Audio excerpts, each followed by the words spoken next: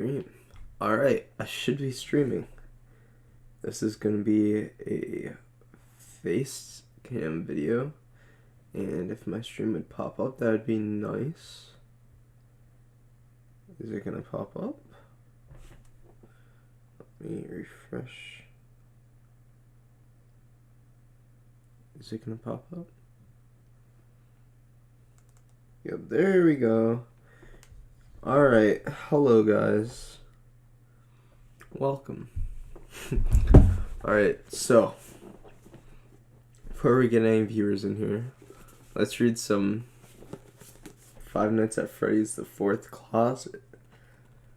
So I got this book the other day, again I think, because I think I already had it, and I began reading it. So I was just reading it on a car ride home and on a car ride to an awake that I just went to.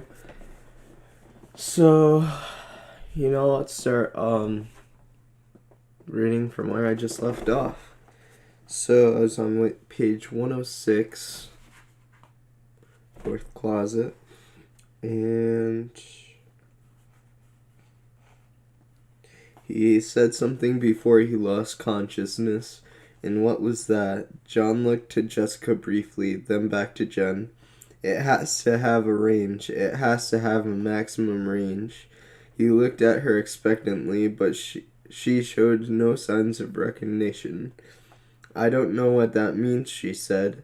She put her chin in her hand, staring down again at the first picture in the stack. Then she shook her head.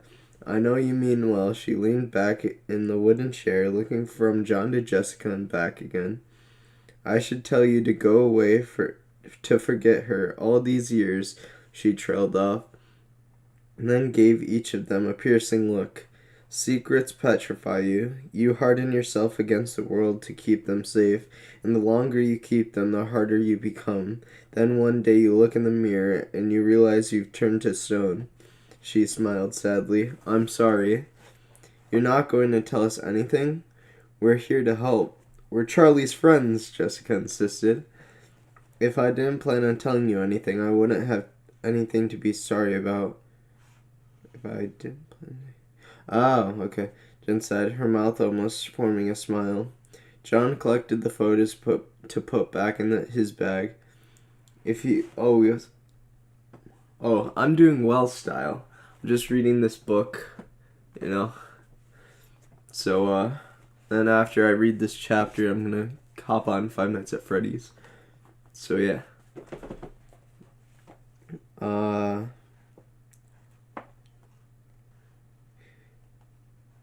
If you have something to tell us, do it now or we're leaving. I may not know much, but I know that girl isn't Charlie, or she is under some kind of influence. He waited for a response, but none came. She isn't herself, he added, sounding more desperate than before. Jen looked up at them. Her rigid face had broken. Tears were in her eyes. A knock came from the front door, and even Jen startled. She looked to the door, then back to John and Jessica. Her face was grave. That way, she said in a voice barely above a whisper, pointing down a narrow hallway. Close the door behind you. The knock came again. John touched Jessica's arm and nodded. And they got up from the table, careful not to let the chairs make noise as they dragged across the floor. The hallway was dark, the only light coming from the room they had just left, and John kept a hand on the wall for a balance. After a second, his eyes adjusted, and he could see an open door at the end of the hall. John, come on, Jessica whispered, grabbing his arm briefly as she brushed past him and hurried into the room. Yeah, he said, and stopped moving as his fingers touched the frame of a door. John, Jessica hissed. John tried the door. It opened easily. He peered in and recoiled. Someone's in there! John! Jessica whispered urgently as the knock at the door came again. John didn't move. It took only a second for him to register that the figure in the closet was not a person. It was about his height with a roughly human shape, but resembled nothing that had ever been alive. John stepped closer and took his keys from his pocket. He switched on the keyring pen light and kept it up and down quickly. His heart stopped. It was a skeleton, metal and naked wires, encased in nothing. Its arms hung at its sides, and its head was bowed, exposing its open skull. The circuits silenced and lightless. Its face was bare and metal. John! Jessica was standing behind the door at the end of the hall, holding it open just a crack as she waited for him. John closed the closet door, blinded again in the darkness, and walked toward the sound of her voice like a beacon. His steps took ages, the air like molasses, as the thing in the closet echoed in his mind like a gunshot, drowning out everything else. In a daze, John reached the end of the hall as Jessica beckoned frantically. She grabbed his arm and pulled him inside, carefully closing the door behind him.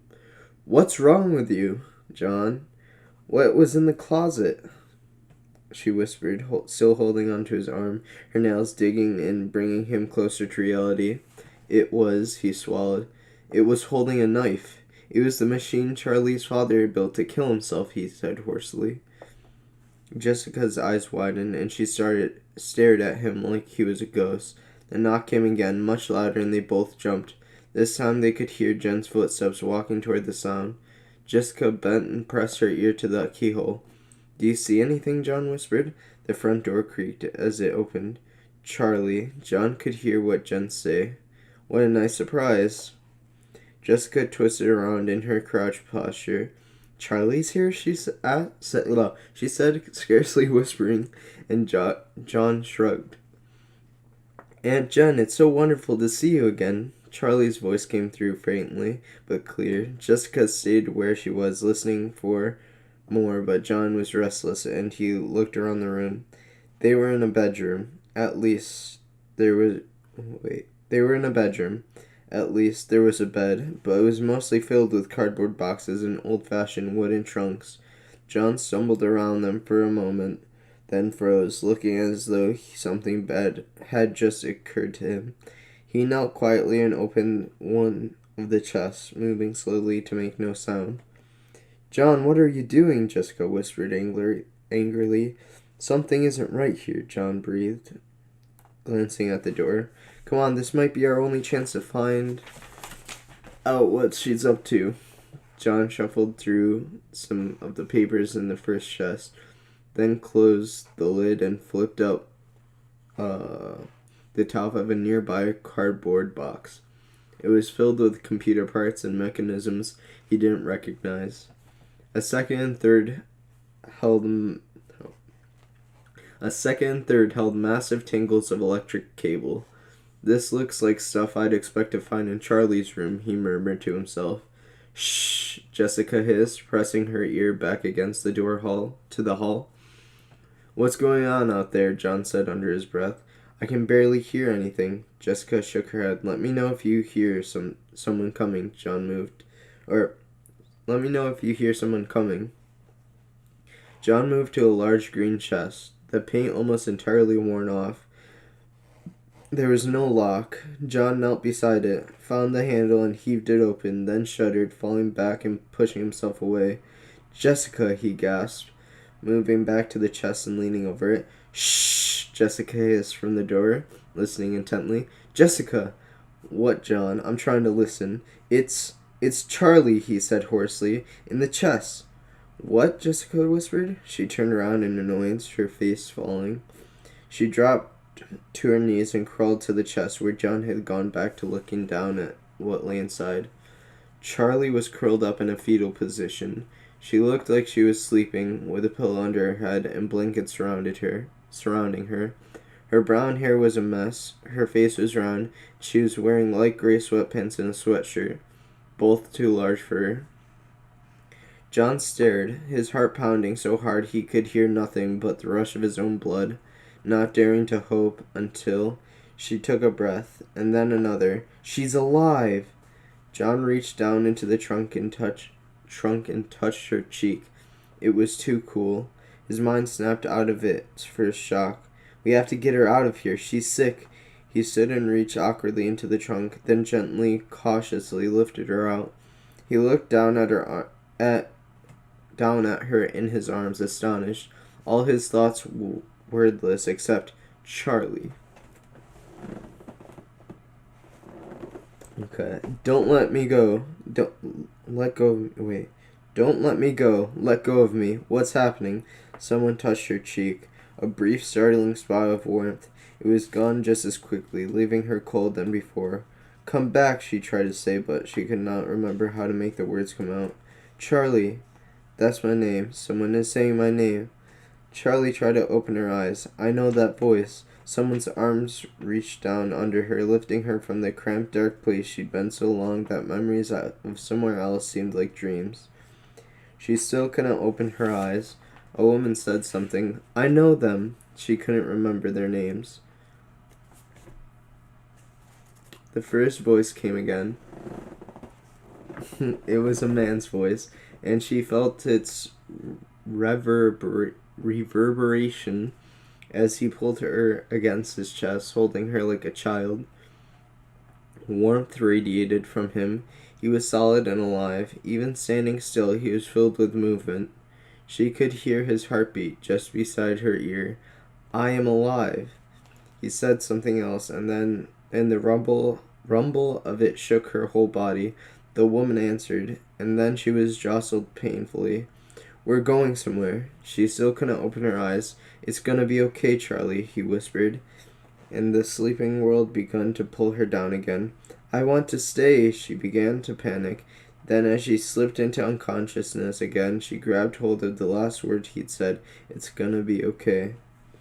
John clutched Charlie into to his chest, then relaxed his grip anxiously, afraid of hurting her. How are we gonna get her out? Jessica whispered, and he glanced around the room. There was a window, but it was high and narrow. Getting all three of them through would take time. We'll have to run for it, he said in a low voice. Wait until she leaves. Jessica met his eyes, her face written over with all the questions he had been asking himself for the last 6 months. A scream ripped through the silence between them, and John came alert. Someone screamed again, and the room shuddered with impact from somewhere in the house. John looked around wildly for an escape, and his eyes lit on a closet door. There, he said, nodding toward it. Another bang came, and the wall beside them shook. Another scream, and then a scrambling sound, like an animal scratching at the door. Hurry, John whispered, but Jessica was already clearing the path.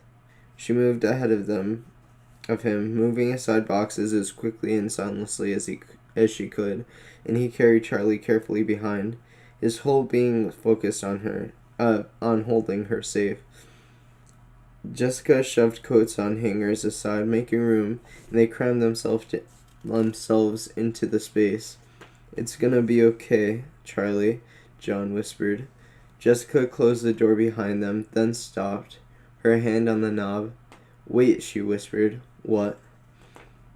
Jessica ran back across the room carelessly, her steps thudding on the wood floor. Jessica, what are you doing? John hissed, shrinking back farther into the recess of the closet, awkwardly shielding Charlie's head from hangers and hooks with his elbow. Jessica reached the window, snapped open the lock, and then threw it open with a loud bang. John gaped as Jessica raced on tiptoe back to the closet, this time making no noise. She nestled in beside him, leaving the door open just a crack, and rested a hand on Charlie's shoulder. Within an instant, the bedroom door opened and someone stepped through. The light from the rest of the house filtered in dimly, and through the tiny crack in the door, they could barely make out a silhouette in red, walking purposefully across the room. I bet this is Charlie and she just killed Jen, and with a gun probably. I would say that she took, what's his face? No, Carlton's dad. What's his face? Carlton's dad. Because Carlton's dad offered John the gun before, and he didn't take it. So now I'm guessing that Clay gave Charlie his gun, and Charlie went to Aunt Jen's house, and she's gonna kill her. And I bet it's not even Charlie. I bet it's Sammy, like John said before. And I bet she just stepped through the closet. That's my rendition of what's happening. The figure paused for a moment, looking outside, then with a rush of movement too quickly to follow, vanished out the window. John stood stock still, his heart pounding, half expecting the mysterious figure to appear again in front of them. Charlie's unconscious weight was starting to drag on his arms, and he shifted uncomfortably, trying not to jostle her. "Come on," Jessica said. He nodded, though she couldn't see him. Jessica pushed the door open cautiously, and they were met with silence. They made their way to the hall and stopped short again. Jen was slumped on the floor, blood spattering the wall behind her. I told you. I knew it. Blood splattering the wall behind her like an abstract mural and pooled beneath her, trickling across the floor in little rivulets. John raised his hand to cover Charlie's face. There was no doubt that Jen was dead. Her eyes glazed and dimmed with the marble stare of death. Her stomach laid open. "We have to go," he said hoarsely, and they turned from the grotesque scene and hurried out of the house. They ran headlong down the hill. John stumbled on the uneven gravel, barely catching himself, and Jessica turned back. "Go," he grunted, and clutched Charlie tighter, slowing his pace just a little. At last they reached the car, and Jessica opened the back door and got in, then scooted over to the far side and reached out to help him put Charlie inside.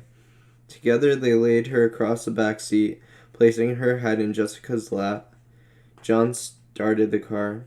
As they sped through the night, he kept checking on the rear view mirror, reassuring himself. Charlie still slept as reassuring himself.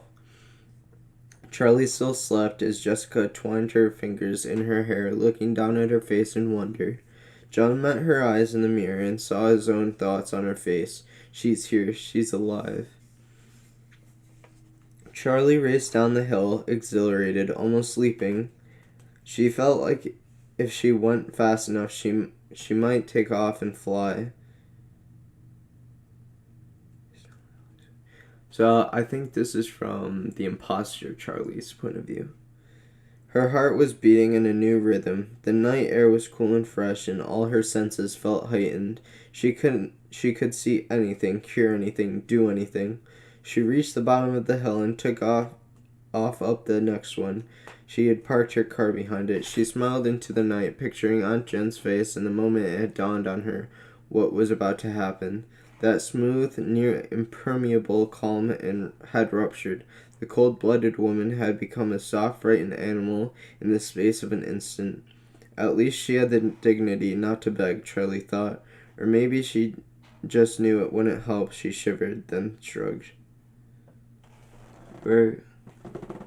You are a good number. Thank you. They had been having pleasantries. Then Charlie gave Jen a wide, cruel smile, and Jen screamed. Charlie advanced on her, and she screamed again. This time Charlie choked off the noise, grabbing Aunt Jen by the throat. She lifted her off her feet and slammed her into the door with such force it clattered in its hinges. Her aunt tried to crawl away, and she caught her by her hair, now sticky with blood, and threw her into the wall again. This time she did not try to run, and Charlie crouched beside her and put a hand around her throat again, taking her time now, relishing the feeling of her aunt's pulse beneath her fingers, and the terrified look in her eyes. Jen opened and closed her mouth, gawping like a fish, and Charlie watched for a moment, considering. "Is there something you'd like to say?"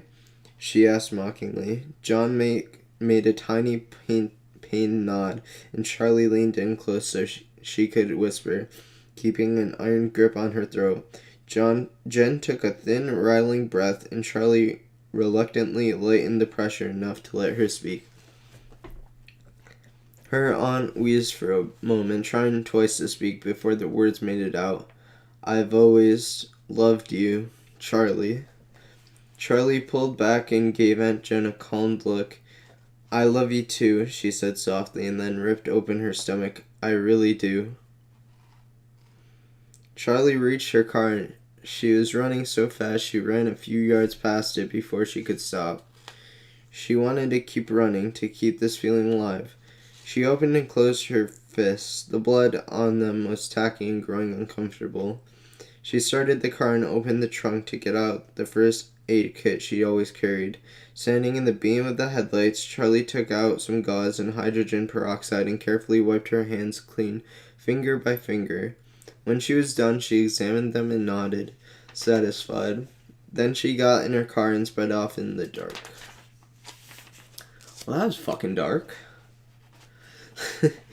So, basically, Charlie, if it even is Charlie, like, went and killed her Aunt Jen, but just before she did that, Jessica and John were there, and they started talking about Charlie, and then as soon as Charlie started knocking on the door, Aunt Jen told them to get into this, like, closet, which led to, like, a room with Charlie's body in it, like, in a chest. And she was surrounded by, like, blankets and a pillow underneath her. And in the hallway, John found the robot with a knife still in his hand that killed Charlie's father, which is kind of weird. And then they went into the room, found Charlie, and then took her out. And then she's still alive.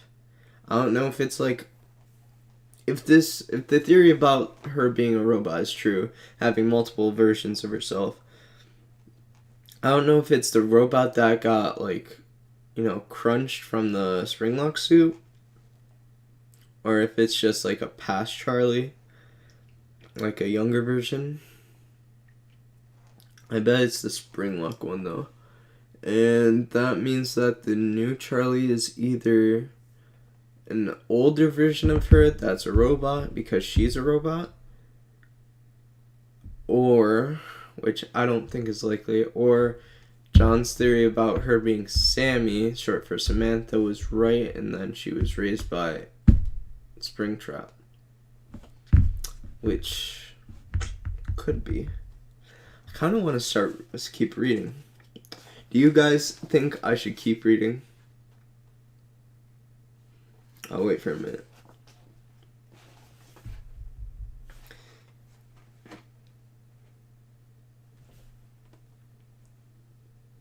I could keep reading, or I could go and play Five Nights at Freddy's 1.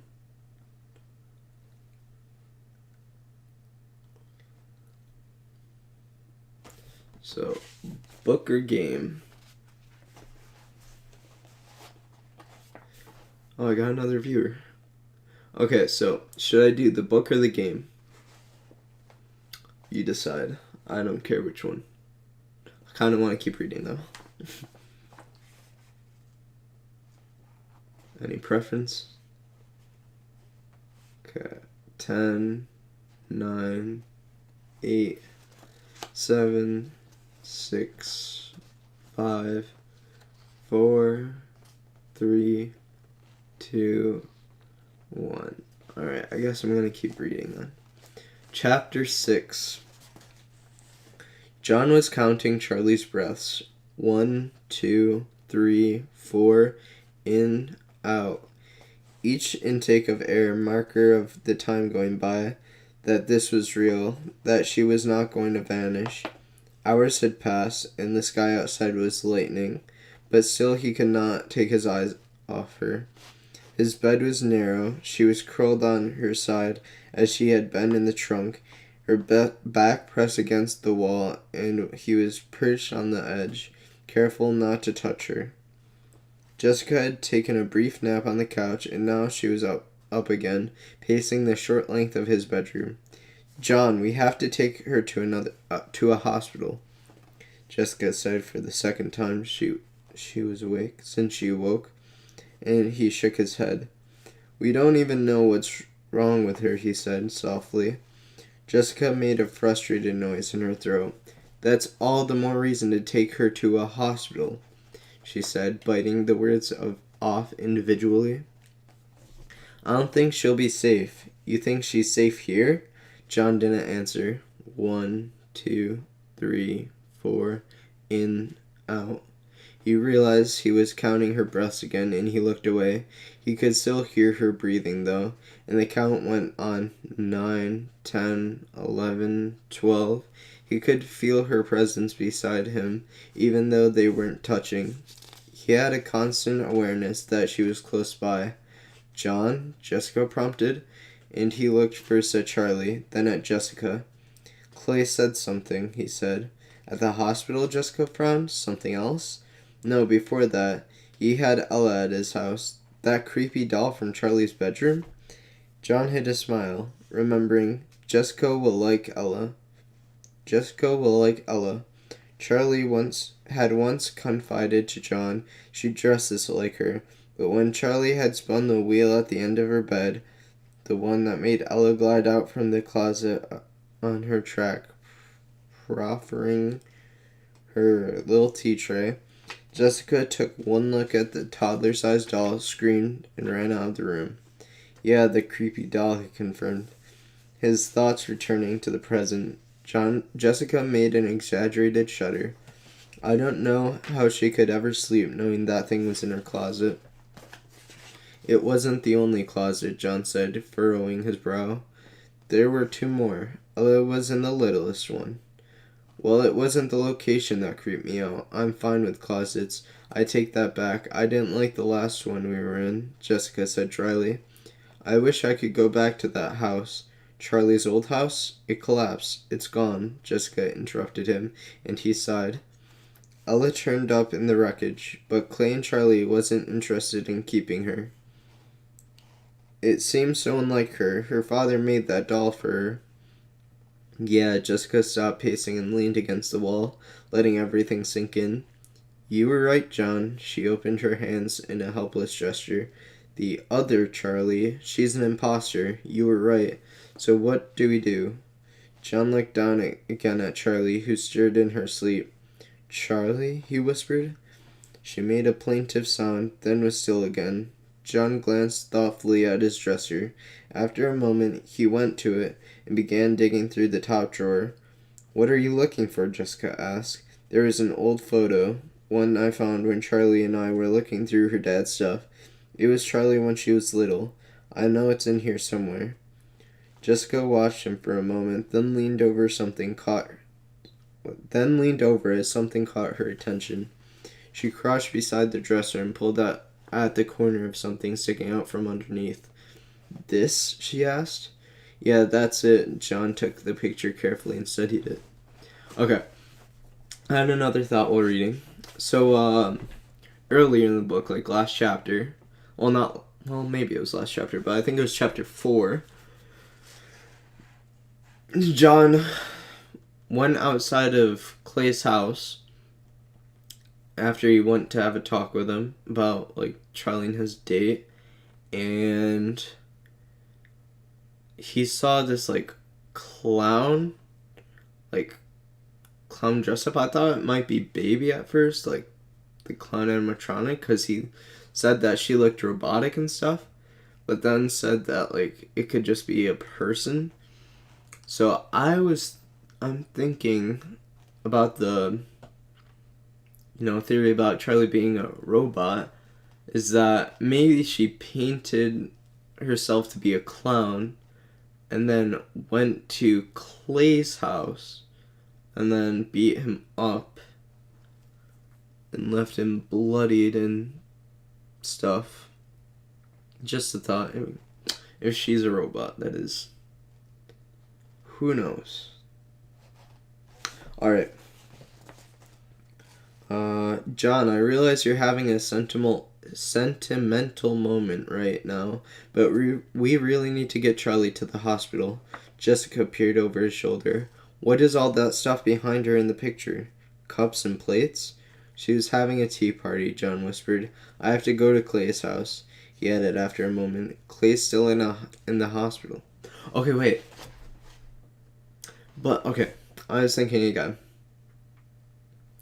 If that's the Charlie that got stuck in that spring lock suit and it went off, Charlie would have to be a robot to survive that, because early in the book it said that his Charlie's mother wouldn't know how to take care of her. Like, she wouldn't know how to take care of a child. And I was thinking now that if he knew that Jen knew how to take care of her and she was a robot, and that's why she could take care of her and not her mother, then that just confirms the robot theory. See what I mean? Like, Henry entrusted Jen with looking after Charlie because she was a robot, and her mother, Charlie's mother, didn't want to like be a part of that, and she was just grieving too much, so she left. And then when Clay asked Henry why Charlie couldn't go and live with her mother, he was like, she wouldn't know how to take care of her because she's a robot and not a child. You get it? Okay.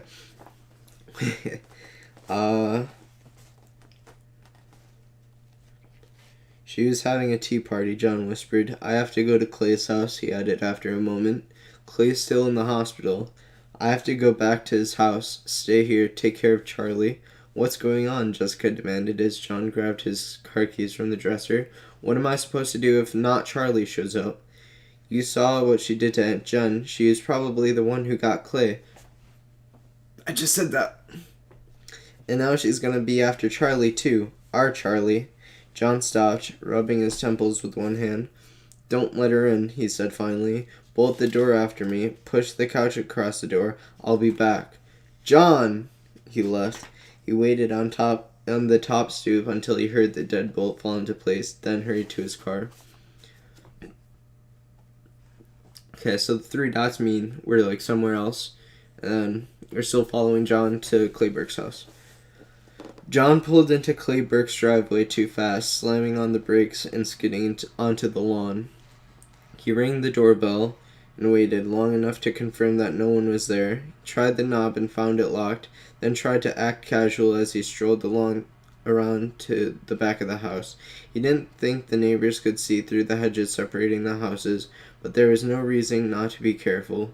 The back door of the kitchen was closed as well, so he made his way along the outside wall, looking for a window that would open. The living room was where he found it. The window was unlocked, and after a few minutes of fiddling, he was able to get the screen up, then haul himself over the sill, scraping his back again against the window frame as he squeezed through. He landed in a crouch. Oh yeah. By the way, before I know I have a lot of side notes, but before I read this next paragraph, Charlie, like the fake Charlie, also went into Circus Baby's pizza place, or whatever the hell it's called in this book, and after her date with John, and she went in there casually because a PI was following her, taking pictures of it.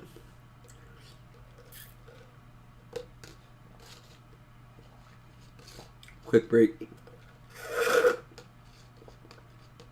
so I can drink the rest of this milkshake.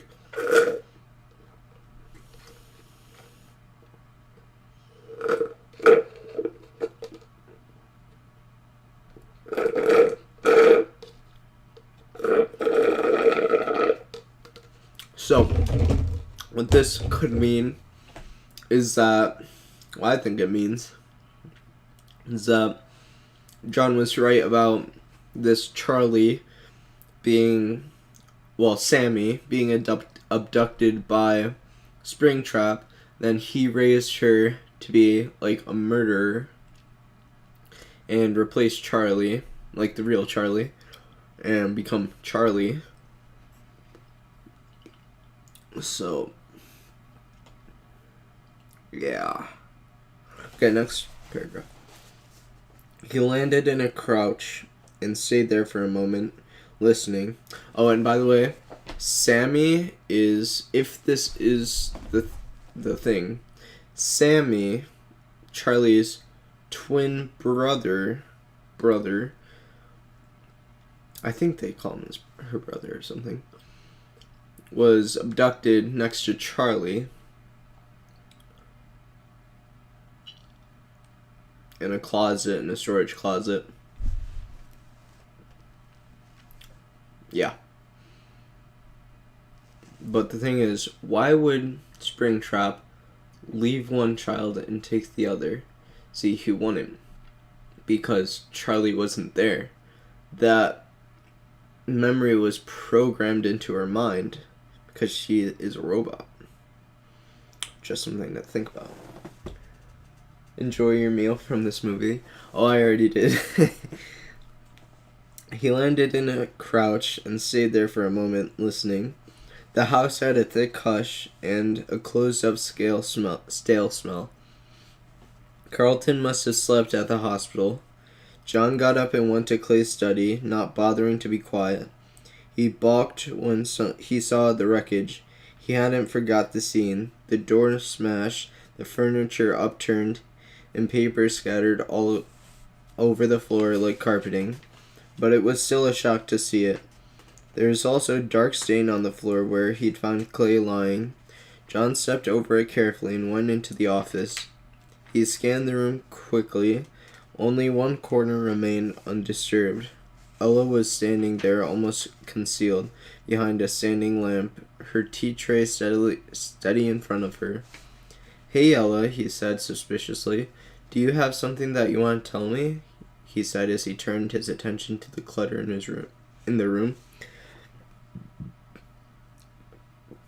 Ooh, he said as he turned his attention to the clutter in the room. Oh. There were 3 empty cardboard boxes beside the desk, and he went there first. It looked like their contents had been dumped out in one big pile. Sifting through quickly, he saw that they were all related to Freddy Fazbear's. Photographs, papers of incorporation, tax forms, police reports, even menus.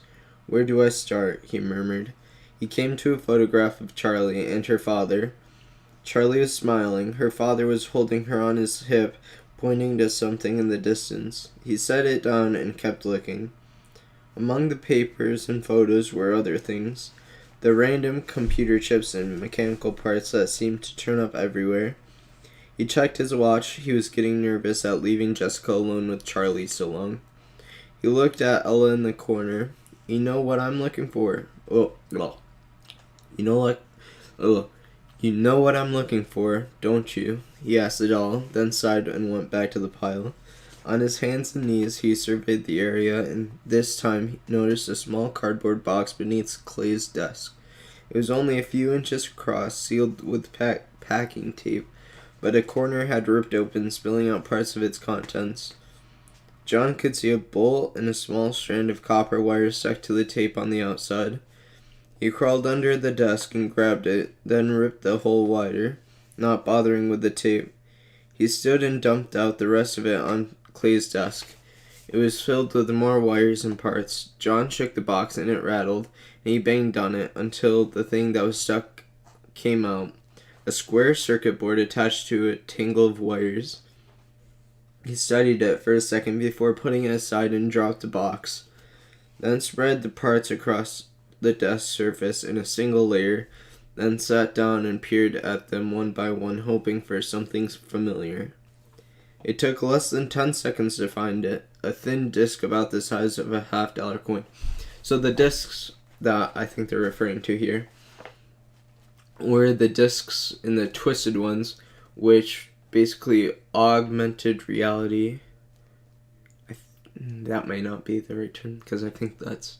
No, it's not the right term.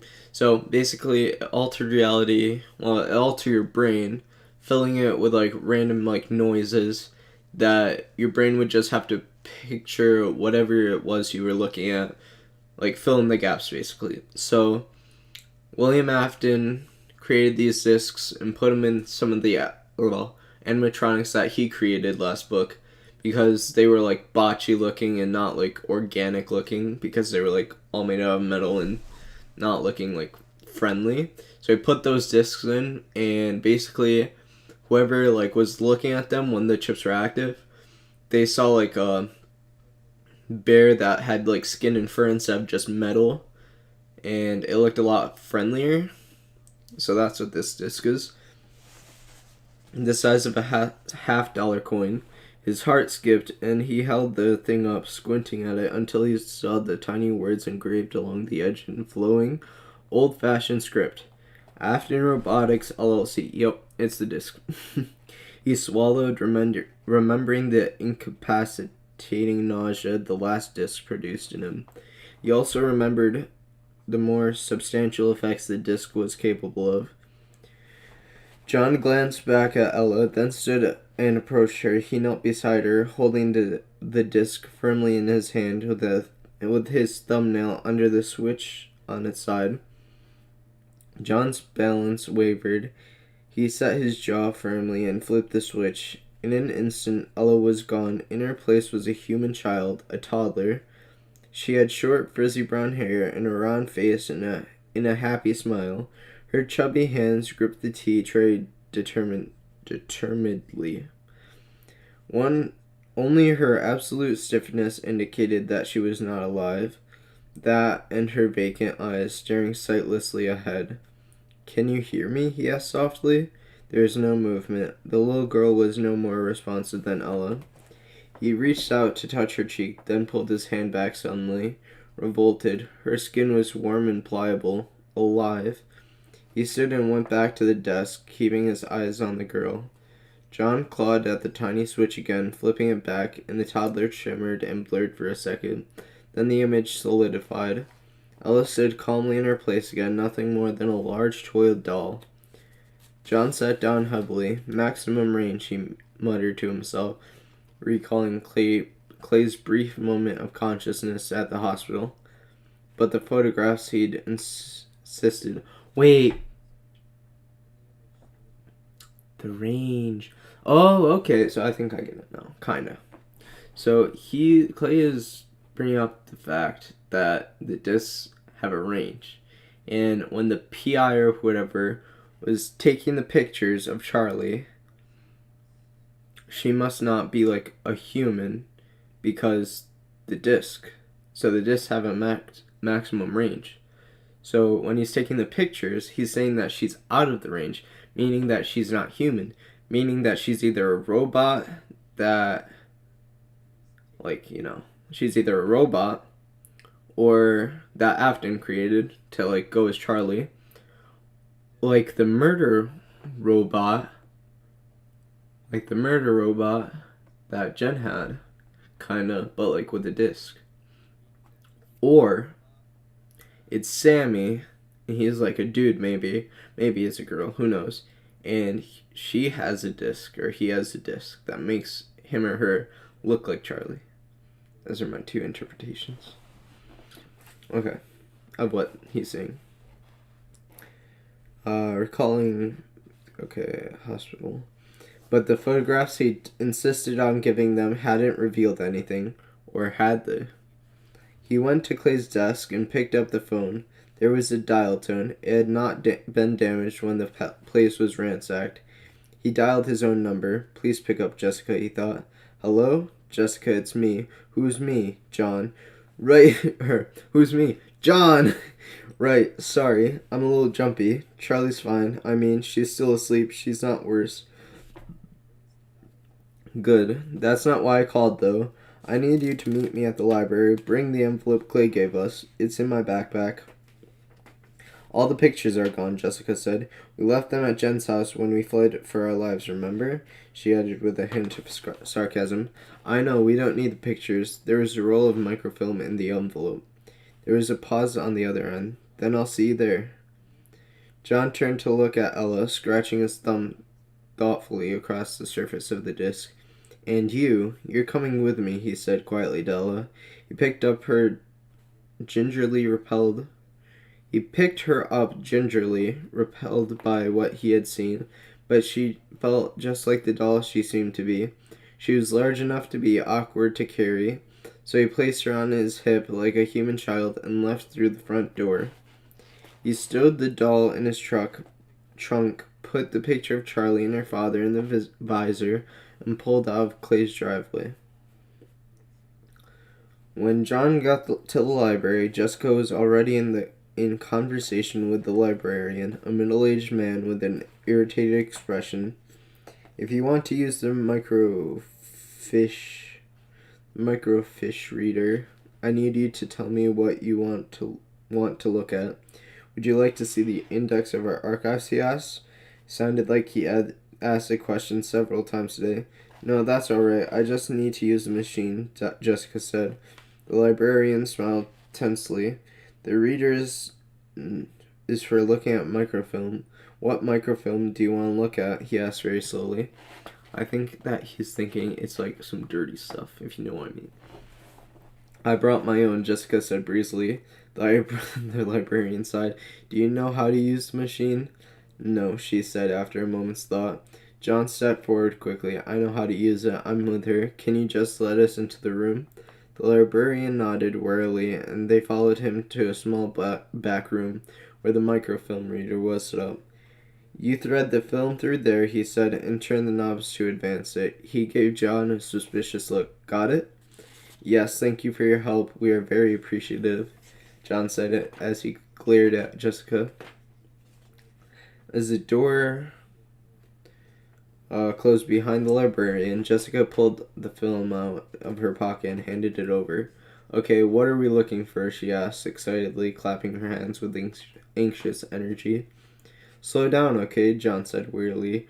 We almost got killed. We don't even know what's wrong with Charlie. And now you're giddy like we're looking for hidden treasure? Sorry, Jessica straightened her posture. I think these are the same pictures, John said as he unwound the film and threaded it carefully through the machine. He flipped it on and the first picture appeared. Jessica and Charlie, picking outfits in a clothing store. He clicked through the next few. They all matched what he remembered of the photos, though the order was different, chronological, he supposed. They're the same, and they're not any clearer either, Jessica said. What, John? Wait, they're the same, they're not any clearer either, Jessica said. What? John went back, trying to see what Jessica had noticed that he hadn't. They're not any clearer, Charlie. Charlie is still blurry, Jessica pointed out. She's just in motion, John explained. In all of them? The picture is clear, he said again, growing agitated. She's just walking. Despite his words, he stopped and began to go through the pictures more slowly, studying Charlie's appearance in each one. Jessica was right. Charlie was blurry in all of the pictures, even some where she appeared to be standing still. John clicked through the photos fast, confirming it. There was Jessica and Charlie in the clothing store, Marla with them outside Jessica's apartment, Charlie hugging herself as she spoke to John at the Burke's house the first night. Charlie was blurry in all of them. John flipped ahead quickly to the last set, himself with Charlie, the false Charlie, sitting in the restaurant where they'd had dinner. The reel ended on the final picture from that night. Charlie nearly lost in the crowd, turning back one last time. She was barely visible, far more distant here than in any of the pictures, only recognizable by the color of her dress and hair. I still don't see the point. I do. Basically, he means that she is not her, and that when he flips on the switch, she's either going to become a robot or the human, which I think she'll become the human. But yeah. I still don't see the point, Jessica said impatiently. John grasped the lens and turned it. The picture shrank. These are the same pictures. She turned away and sighed. This is the point, he said, slowly turning it back the other way. The film was high resolution and the image continued to enlarge as he zoomed closer to Charlie. What is? John kept zooming in. Jessica gasped, stepping back from the machine. John let go of the lens. It has a maximum range. Oh, the lens. Okay. He said softly. The figure that filled the screen was elegant and feminine, but it was not human. Told ya. The face was exquisitely sculpted and was split down the middle, a thin seam outlining where the two halves met. The limbs and body were segmented plates, their color almost iridescent. It looks like a mannequin, Jessica gasped. Or a clown, John added. I saw her, he said wonderingly. The night Clay was attacked, she was on the road. She looked at me. The eyes in the photo were difficult to see, and John leaned closer to the screen, trying to make them out. It's the imposter. It's the other Charlie, Jessica breathed. John snapped off the projector, blinking as the haunting figure disappeared. He took the disc from his pocket and handed it to Jessica. She turned it over in her hand, her eyes widening. Is this hers? No, John said shortly. I'm guessing that our mutual friend has one just like it, messing with our heads when we're around her, making us see her as Charlie. He leaned back against the table. I think Clay took those pictures. I think he suspected something like this, but needed to prove it. I don't understand. Hold on, let me see something real quick. Oh, that's just beer. There.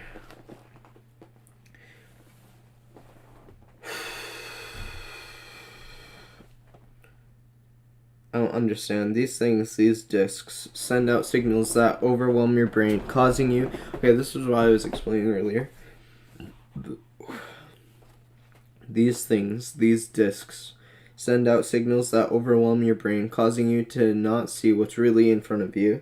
Now, that wouldn't work on a camera, obviously, but Henry thought of that too. So the frequency or whatever it emits causes the image to blur, Jessica said, catching on. Exactly, but it has a maximum range. The signal fades. That's why he captured these from a distance. He suspected that whatever was causing the illusion must have its limits. John began putting the filament back into his bag. That's why she looks human in the other pictures, at least.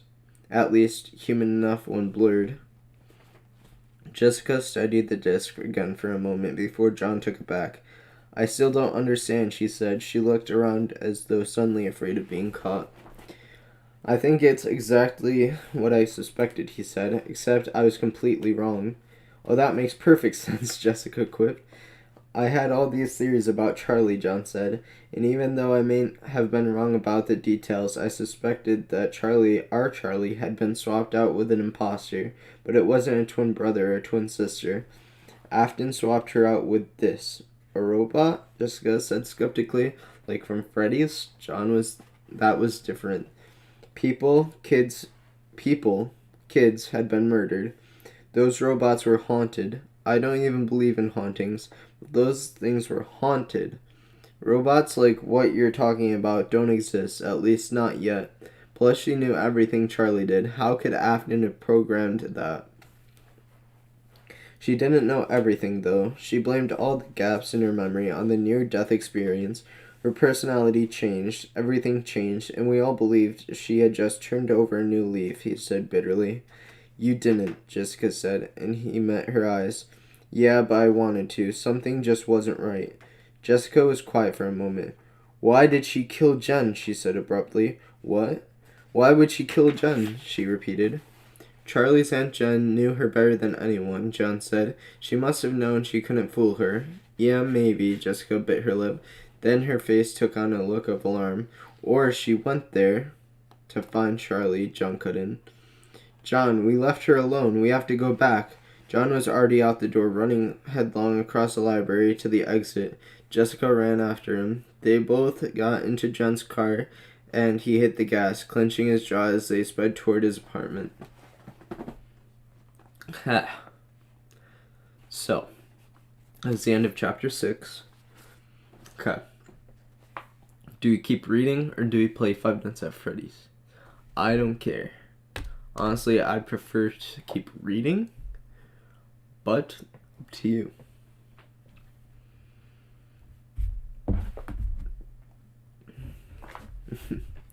Tell me in chat. Either 1, read, 2, play.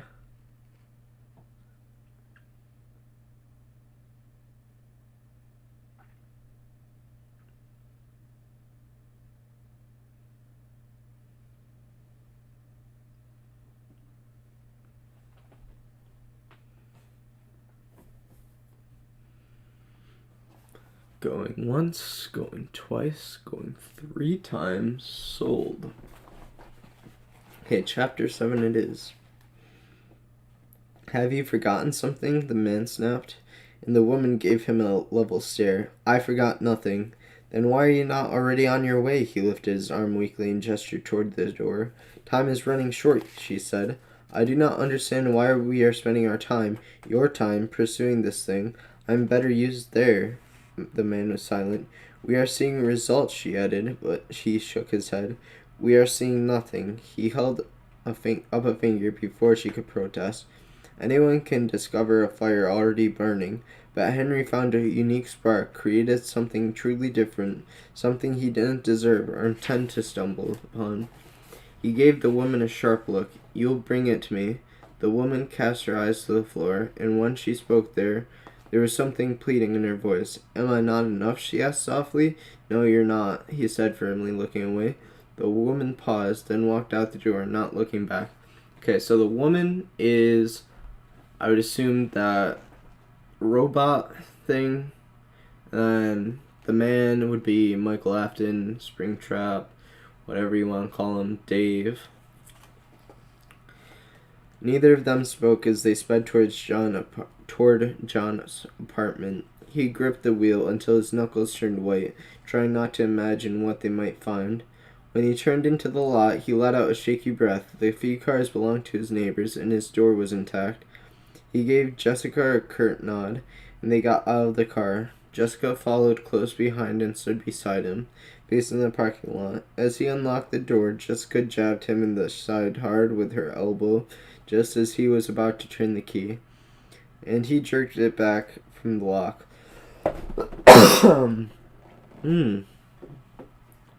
Ow, what the? He whirled around angrily to Jessica, then immediately straightened his posture and threw on a big smile.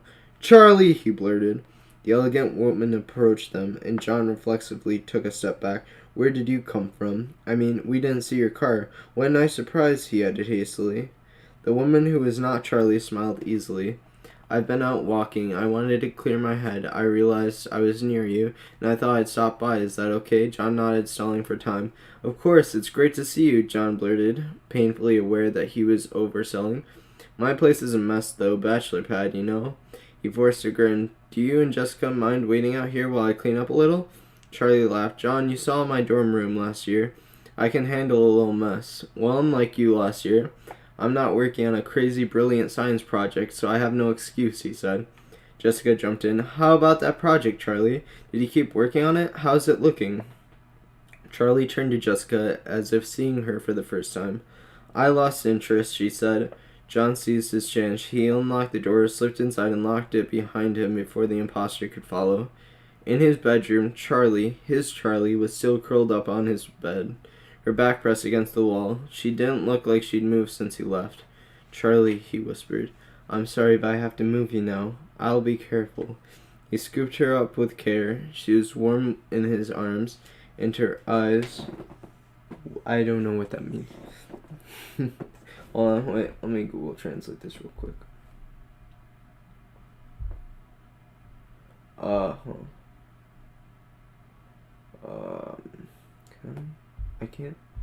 I can't even. Hold on. Let me go on my stream on here.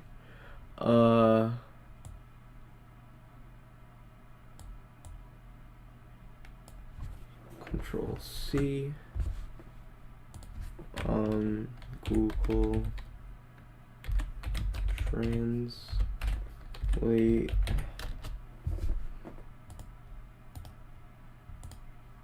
This sounds like an interesting book.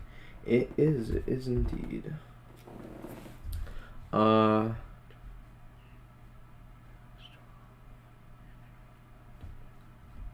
Wait, hold on a minute. I have to go back here to stream.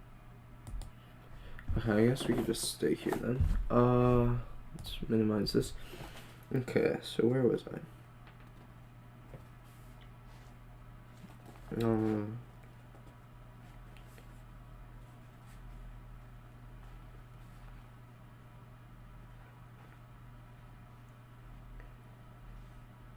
She was warm in his arms, and her eyes twitched beneath her lids. She was dreaming. John held on tightly, looking around the room for a place to hide her. His failure to furnish the place beyond the essentials was working against him. John carried Charlie out into the living room. The couch was at an angle to the wall, leaving a tiny, triangular space behind it. John set Charlie on the couch temporarily, took a blanket that had been in a heap on the floor, and tossed it down into the space, giving her at least a little cushion. Then he climbed over, picked her up, and lifted her over the back, settling her on the floor. He barely fit, even standing, and he kept his eyes behind him as he climbed back over the couch, afraid of kicking her. There was another gray blanket draped over the end of the couch, something left by a previous tenant, and he grabbed it and spread it over Charlie, covering her face. Someone knocked on the door. "John?" Jessica called. "Are you almost done cleaning?" There was an edge of panic in her voice. John looked around. There was no evidence of a mess or him having hurriedly cleaned one. He rushed to the bedroom and grabbed some laundry from his laundry basket, and carried it with him to answer the door. "Sorry," he said, aiming for a sheepish expression. "I don't get a lot of guests." Jessica smiled nervously, and the other Charlie flashed a grin as she pushed in past him. "Looks pretty nice," she said, turning to him. "How's the neighborhood?" Fine, John managed, disconcerted to be face to face with her moments after the real Charlie. This time he could see the differences. He could have written a list. The impression that this woman, with her glamorous allure, was simply Charlie. Grown into her beauty and grace's new self-insurance was gone. Oh, you sent a lot more messages. Hold on, let me... Okay, Control C. Google Translate. Okay, and then paste. "I'm really tired, but I do not have the strength to sleep." Oh. Rip. Copy. Paste. Great headphones you have. Thank you. Oh wait, no, I still need that. Thank you.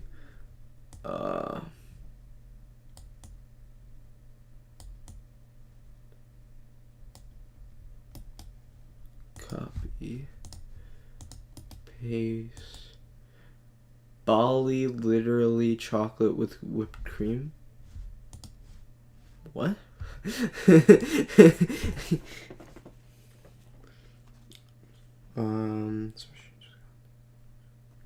Wait.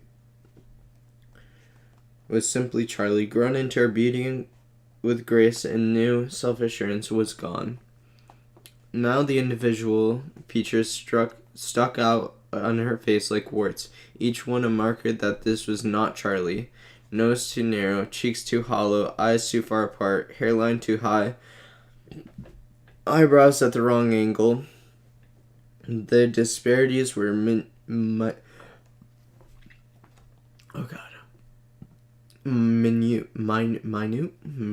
I forgot how to pronounce words. Minute. Where is it?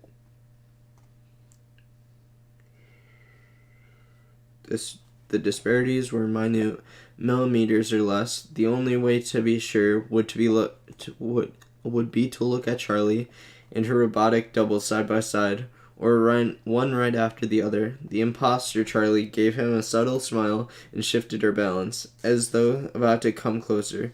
John cleared his throat, hunting for something to say, but Charlie had already looked away and was now glancing around the living room. Behind her, Jessica was giving him a questioning look, probably wondering where the real Charlie was. John ignored her. Not Charlie strode past him into his bedroom, and he followed quickly. "Right," John bolted into action. "So this is my bedroom," he said, as if the tour had been his own idea. "Nice," Charlie murmured, surveying the room. She turned in a circle, taking it all in, then went to the dresser and turned to inspect the room again from there.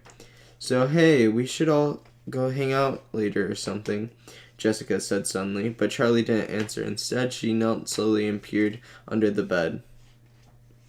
I mean, I know she's surveying for Charlie, but that's like a really sus thing to do.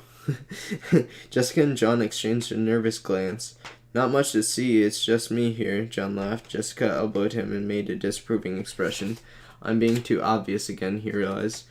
John could feel his pulse in his throat, immediately regretting what he'd said. Please don't look around. Charlie went into the bathroom and glanced around it, opening the medicine cabinet and examining the contents. Jessica gave John a perplexed look, and then it occurred to her. She's looking for signs that someone's been injured. Charlie began to close the cabinet, then caught sight of her own reflection and paused, her hand still on the cabinet door, looking at herself. She was still for a long moment. Then her eyes darted to John in the mirror. She made a face. I hate mirrors, she remarked, then turned away and pulled back its shower curtain. Should have said, but you love mirrors. I know, right? They add 10 pounds, Judd said mildly. I think that's cameras, Jessica corrected. Well, mirrors add at least 5. Okay. John whispered. Maybe you just need to lose weight. Are we really having this conversation now? They continued to watch Charlie. She's searching, Jessica whispered. She's not even trying to hide it. John worried. Charlie paused and opened the bedroom closet, then crouched down to look in the open space under his hanging shirts and jackets. She stood and went back into the living room. Jessica followed, sprinting to get ahead of her and sitting on the couch quietly, crossing her legs. Charlie went into the kitchenette and opened the refrigerator, then closed it. Are you hungry? Jessica asked. I'm sure John has something you can eat. No, thank you. How have you been, Jessica? Charlie asked, crossing the room to the couch. John's whole body went rigid as he willed himself not to run across the room and yank her away. Instead, he opened the fridge himself, forcing him to breathe, as from the corner of his eye, he watched her sit down beside Jessica. Anybody want a water or soda? He called. Yes, please, Jessica said with a strained voice, coughing loudly. John grabbed 2 cans and brought them over. Jessica took hers eagerly. Thank you, she said with too much emphasis, and he nodded. Yeah, of course, he said stiffly at Charlie, and she looked back. Every moment she was there, he felt more and more like his skin was about to crawl off his bones. He would have thought it was a side effect of her chip, except it had not happened until he knew what she was. Sit down, John, Charlie smiled, gesturing to the arm of the couch beside her. Sorry, I don't have chairs and stuff. I never meant to live here long term, John explained nervously. How long have you been here? Charlie's familiar voice was like tin. John sat down beside her. Since everything. This is where I lived when I first came here. Oh, she glanced around the room again. I guess I don't remember it. You never saw it, he said, unable to keep the coldness from his voice. Jessica shot him a warning glance, and he took a deep breath. Charlie began scanning the room again. She stared straight ahead, her face taking on a look of concentration. Her eyes swept up and down the room in strokes, her head and torso slowly turning like she was looking almost directly behind her. In a second, she would see the gap behind the couch. Charlie, I had fun the other night, John said quickly, forcing himself to mean it. Do you want to have dinner again tonight? She turned back around, looking surprised. Yes, of course. That sounds great, John. Same place? Same place. Around 7? Sure. Great, Jessica declared and stood. Anyway, I have to go, she said. Want to walk out with me, Charlie? She glanced nervously at John, and he got up quickly. I can give you a ride if you need one, he volunteered. I know you said you were walking. Thank you, Jessica mouthed from behind her back. No, Charlie said. I think I'll keep walking. I'm not parked too far. It's really nice outside. Okay then, John said. Charlie moved gracefully across the living room and let herself out. Jessica let out a long breath like she'd been holding it. Then they went to the window and silently they watched the imposter go until she had disappeared around the bend in the road. What if she comes back, Jessica said. I don't want you alone with that thing, she finished, practically spitting the last word. John nodded in vigorous agreement.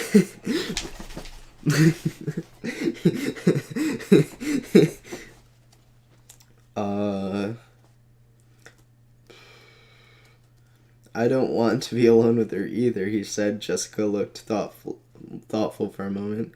I won't be gone long, she said. We need help, and if you don't think Charlie should go to the hospital, then the hospital has to come to her. Marla? Marla. And with that, she went to the door quickly. John walked out with her and watched uneasily as Jessica got in her car and drove off. I think they should get the whole band of their friends together with, like, Clay having a shotgun, and everyone else has, like, a melee thing, like a bats. Bats would be really good. And I think they should just, like, whenever Charlie came around, they should just start, like, beating her. And somebody should have an axe and just decapitate her. But that's just what I think should happen. Lee John and with that, she went to the door quickly. John walked out with her and watched uneasily as Jessica got in her car and drove off. Then he went back inside and shut the door, locking and bolting it. A lot of good this'll do, he thought, as he slipped the chain into place. Charlie, he called softly. He didn't expect an answer, but he felt almost compelled to talk to her. Charlie, I wish you could hear me, he went on, going to the bedroom closet and pulling out all 2 of his other blankets. I think it's safer for you to stay where you are than in the bedroom. He pulled the couch a little farther from the wall, trying to figure out how to best make her more comfortable. At a loss, he grabbed a pillow and leaned down, reaching to remove the blanket that covered her face. Sorry, I've only got the one pillow, he said, trying not to lose his balance. "'S-okay," came a muffled murmur from beneath the blanket, and John fell back, tumbling over the seat and barely catching himself before his head hit the floor. "Charlie?" he cried, then lowered his voice as he climbed back up. "Charlie, are you awake?" There was no answer. This time he did not try to climb into the space behind the couch and bent over to see. She was stirring just a little. "Charlie, it's me, John," he said, his voice hushed but urgent. "If you can hear me, hold on to the sound of my voice," he stopped. As she sat up and pulled the blanket off her face, he stared down at her, as astonished as the moment when he first saw her. Her face was red, and her hair was sticking to her skin after being under a blanket. Her eyes were barely open. She blinked rapidly in the light, looking down and away. John leaped up and rushed to shutter the front window's blinds. He closed the bedroom door and pulled the kitchen curtains. The apartment, never bright at its best, was nearly dark. He hurried back to Charlie's hiding place, grabbed one end of the couch and pulled it out further, enough for him to crawl behind with her. She was still sitting, leaning against the wall, but she looked limp. She wouldn't be able to do it much longer. He reached out to steady her, but when his hands touched her arm, she made a distressed, high-pitched noise, and he drew back instantly. "Sorry, it's me, John," he repeated, and she turned her head to see him. "John," she said, her voice thin and raspy. "I know." Her breathing was ragged,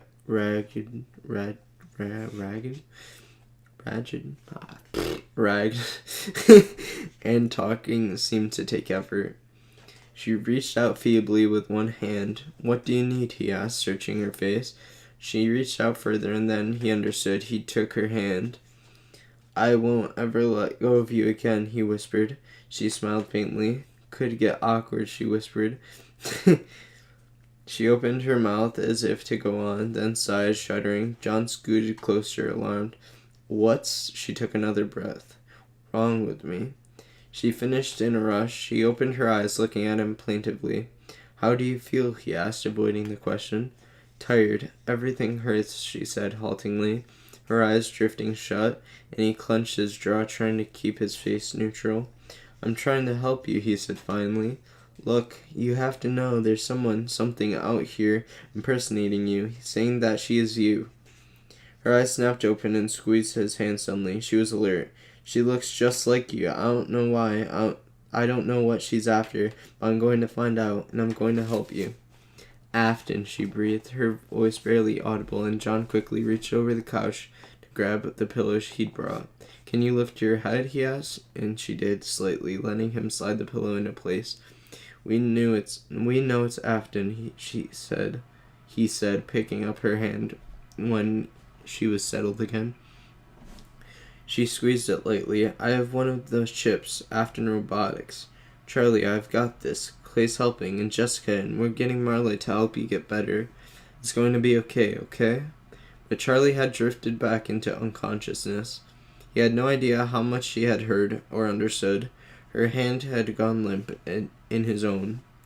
Someone that looks like me. Never let go? John?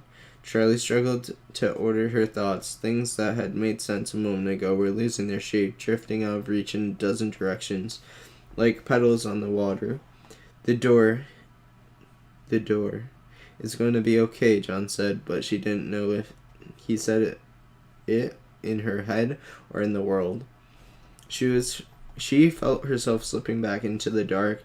She tried to hold on, but the exhaustion was weightier than she was, pulling her inexorably down with it. Oh, hello, fun-time Fred boy. I am reading The Fourth Closet. I think we're in the 6th chapter, page 145, if you haven't want to follow along. Charlie glanced at the door again. He's late, or I'm early.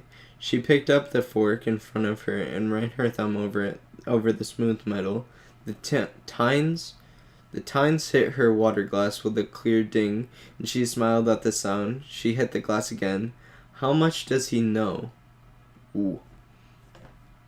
Charlie struck the glass again, and this time she noticed several other patrons turning to look at her in confusion. She smiled politely, then set her fork down on the table and folded her hands in her lap. Charlie took in a breath and composed herself. Okay, so this is the fake Charlie, the robot one, and she's at the restaurant waiting for John to get there. As John approached the restaurant, he could see that not Charlie was already there. She had changed her clothes. He hadn't really registered what she had been wearing before, but now she had on a tight, short red dress. He would have remembered that. He stopped on the sidewalk, just out of her sight, steeling himself. He couldn't get the other image out of his mind.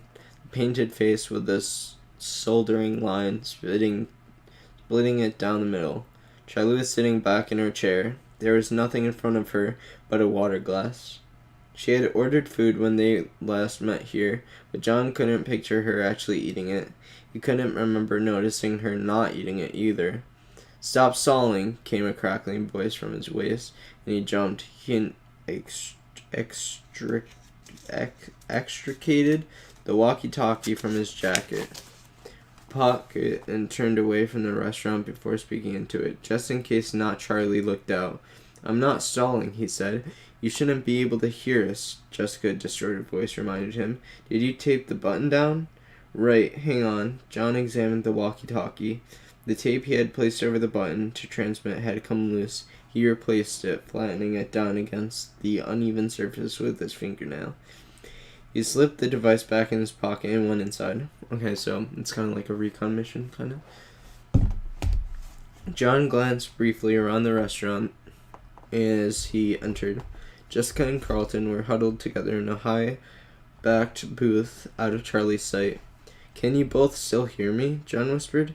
Carlton's hand raised above the back of the booth momentarily, with a triumphant thumbs up, bringing a real smile to John's face. John turned his attention back to Charlie, who had not yet noticed him. She lifted her head abruptly from the menu as he approached the table, as if sensing his presence. She flashed him a bright smile. "Sorry I'm late," John said as he sat down. "That's usually my line," Charlie joked, and he grinned uneasily. "I guess so." He looked at her for a moment.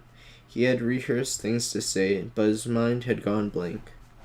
"So I heard you and Jessica visited that old ghost town," Charlie giggled. "What's that place called again?" She leaned in and rested her chin on her hand again. "Ghost town?" John said unevenly, trying to keep his expression neutral. It took everything he had not to turn and look at Jessica and Carlton behind him. Charlie was looking at him expectantly, and he took a sip of water. "You mean Silver Reef?" he said, setting down the glass carefully. "Yes, I mean Silver Reef." She was smiling, but her face looked tight. There was something ravenous waiting just below the surface. "That's a strange place to go, John." She cocked her head slightly. "Just out seeing the sights?" "I've always been a history buff. The gold rush. Silver," Charlie corrected. "Silver, yes, that too. Just fascinating times in history." John was tempted to turn and see if Jessica approved of his reply or if she was scrambling out of her seat to flee the restaurant. "You didn't know that about me, did you?" He straightened. "You didn't know about me, did you?" He straightened his posture. "I love history, historic towns, places." He cleared his throat. Charlie picked up her water glass and drank. She set it down so he could see the red lipstick mark she'd left. John drew back slightly and looked elsewhere, searching for anything he could lock eyes with but her. "Why were you there?" Charlie asked, recalling his attention. He started, then paused, taking a moment to gather his thoughts. "I was looking for an old friend," he said, his answer calm. She nodded, then met his eyes. He blinked, but forced himself not to look away. He had seen eyes like those before. Not the madness of Springtrap or the uncanny, livid plastic of the other robots, but the stark, brutal gaze of a creature bent on survival. Charlie was looking at him like he was a prey.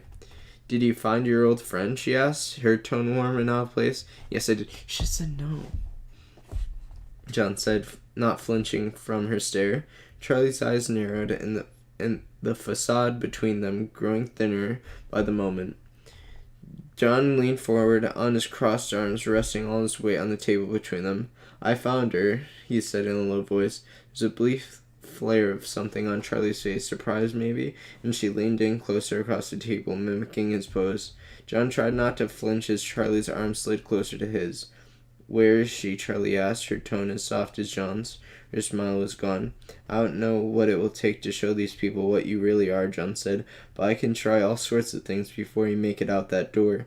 He grasped his soda glass, not looking away from her. "I'll start with this glass of soda, then I'll try a chair over the back of your head, and we'll go from there." Charlie tilted her head as though taking in his posture. Damn, he just went full psycho. "Yo, what's up, James? We're reading The Fourth Closet, and this man is just threatening a fucking psychotic robot bitch.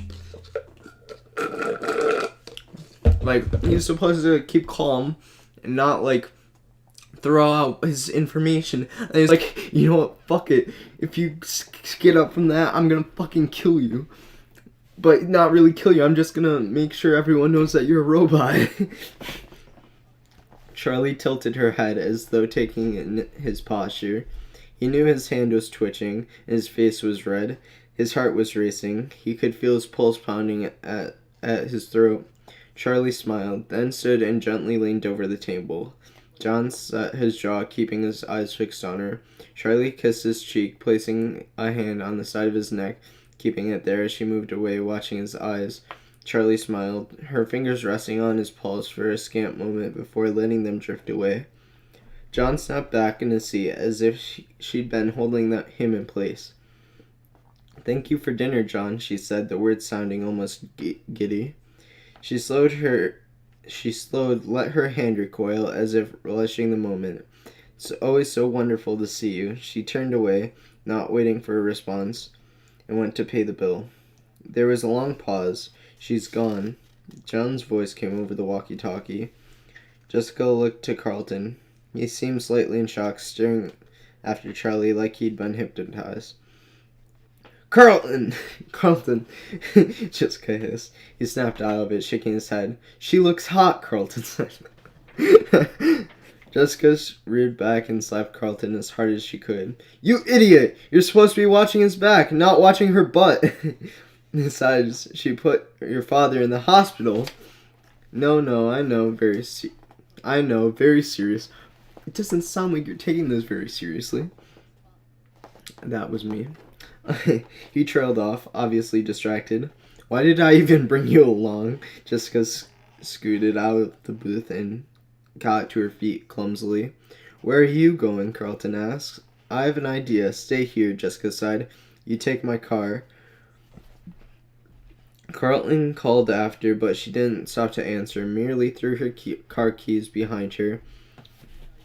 Carlton made his way over to John's booth. Hey, are you okay? John didn't turn at the sound of Carlton's voice beside him. No, not really okay. John leaned back in his seat, looking up at the plaster ceiling, and finally turned to look at Carlton. Where's Jessica? John asked instantly. I'm not sure. She ran out.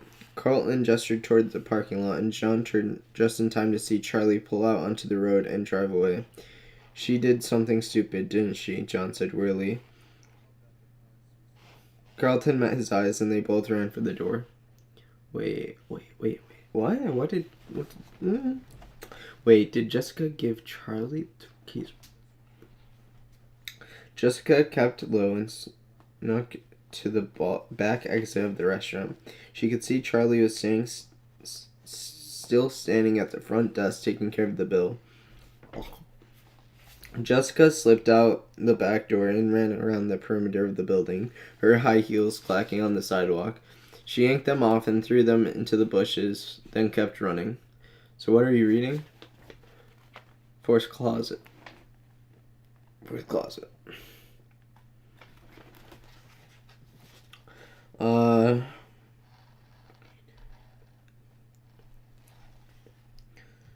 Okay.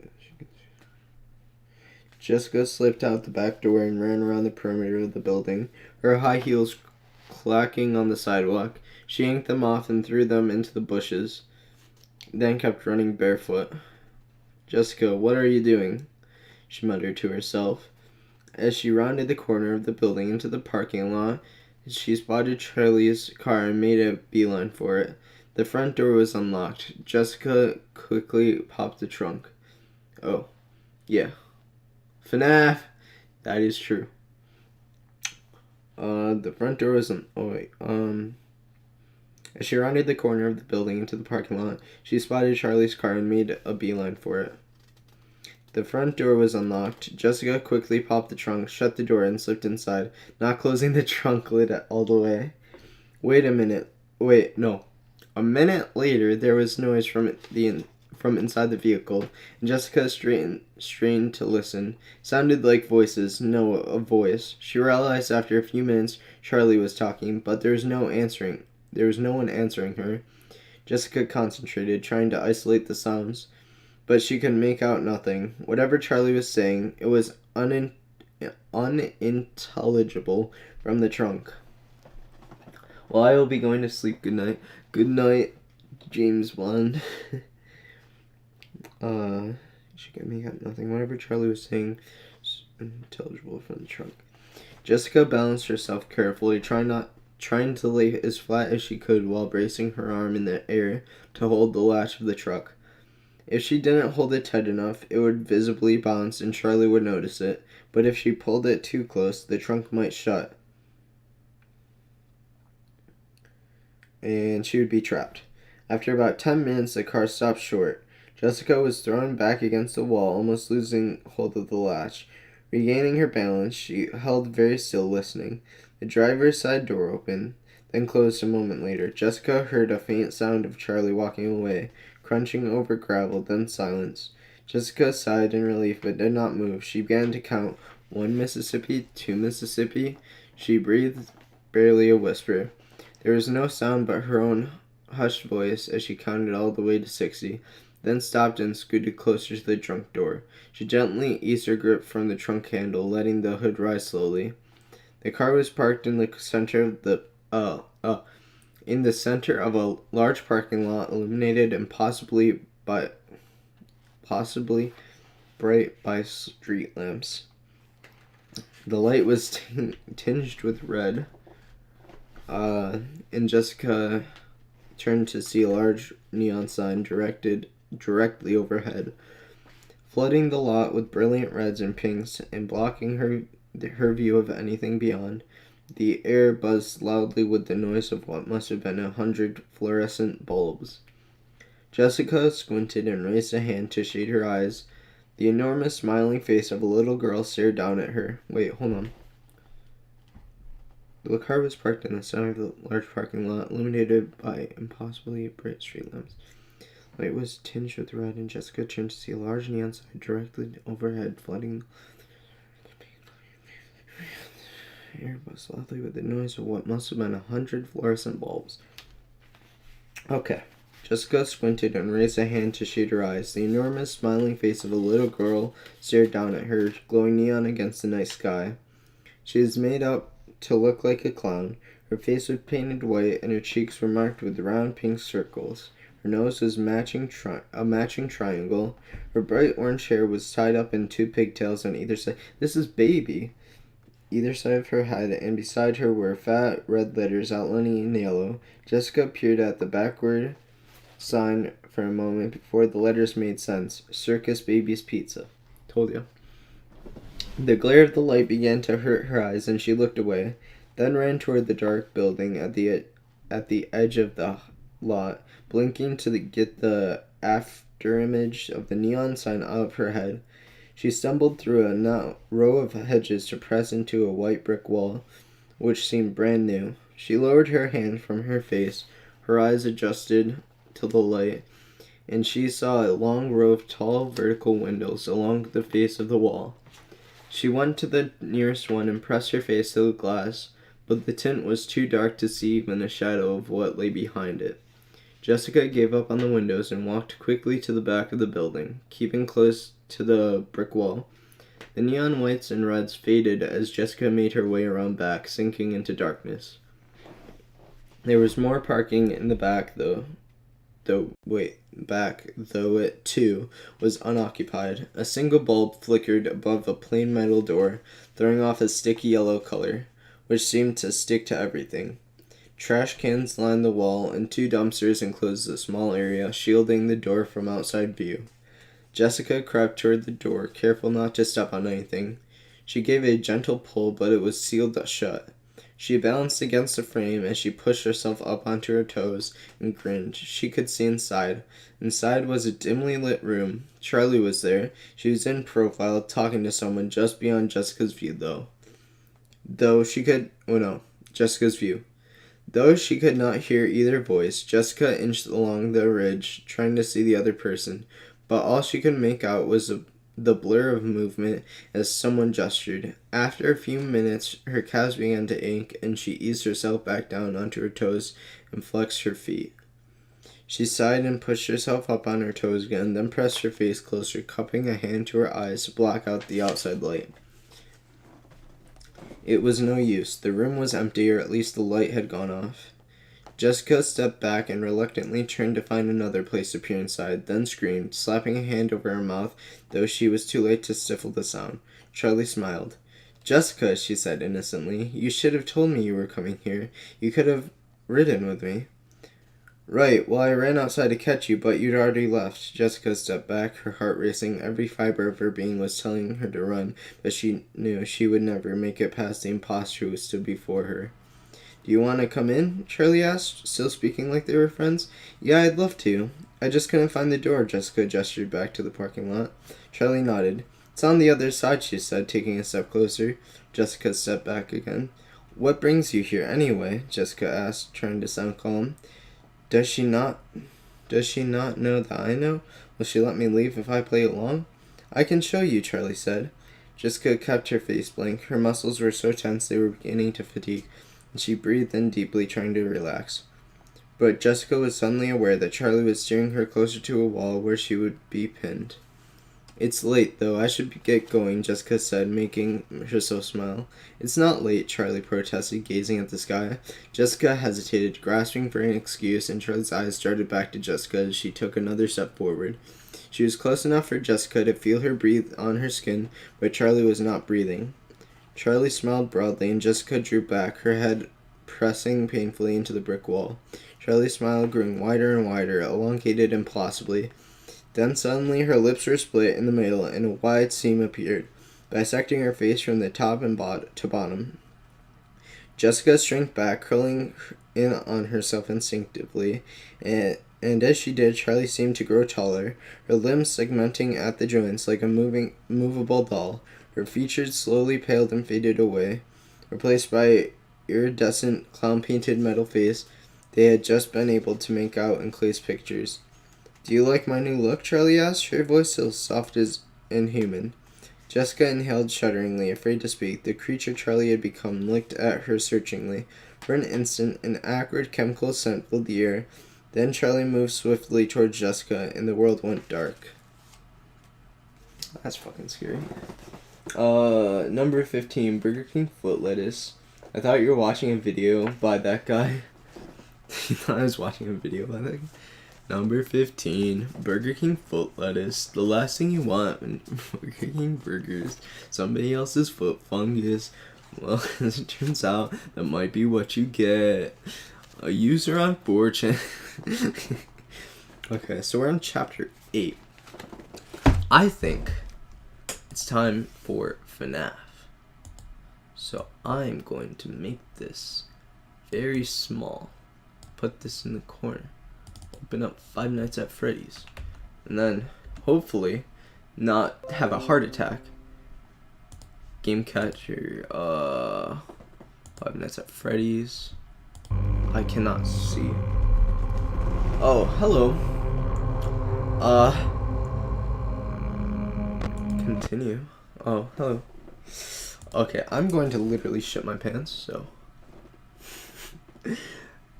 Wish me good luck. Oh wait, you can't, wait, this isn't full screen for you? Wait, did I just close it out? Hold on. I just accidentally closed it out. Winning the game change. Okay, that was scary.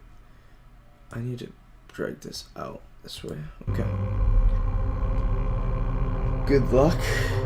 Thanks.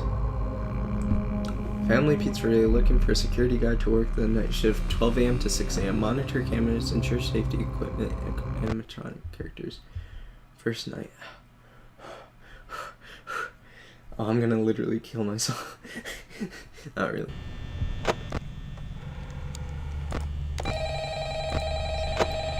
Where's the camera? Right there.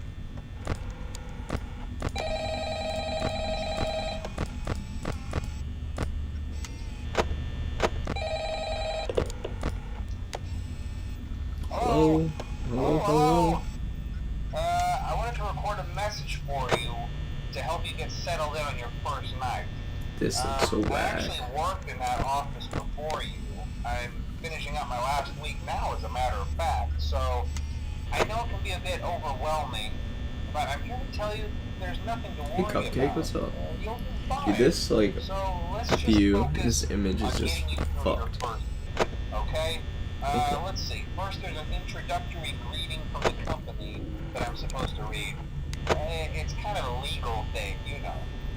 Welcome to Freddy Fazbear's Pizza, a magical place for kids and grown-ups alike, where fantasy and fun come to life. Fazbear Entertainment is not responsible for damage to property or person.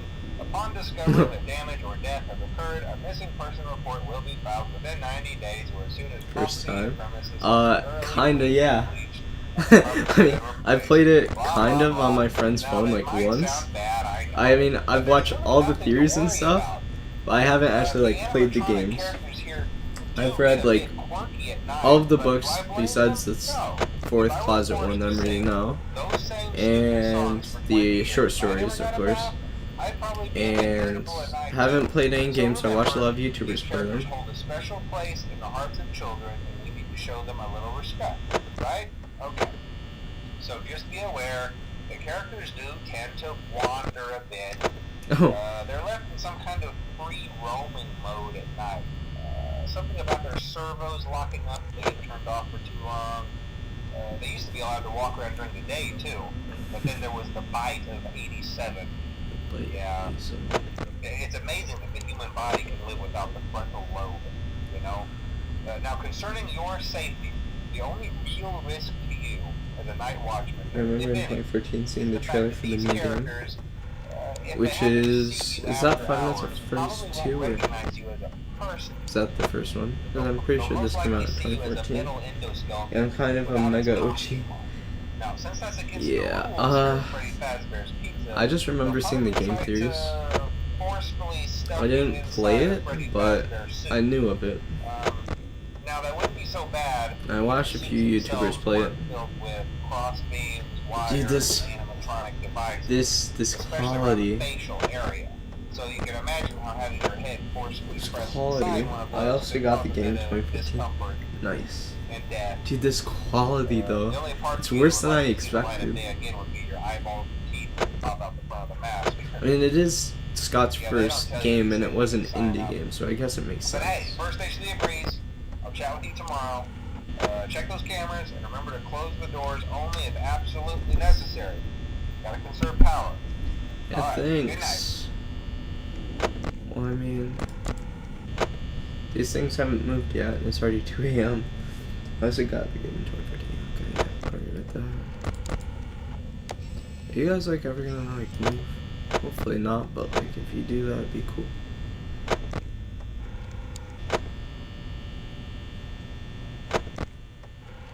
Oh, so usage goes down. Okay, so I'm just gonna wait till 3 a.m. I guess and then check.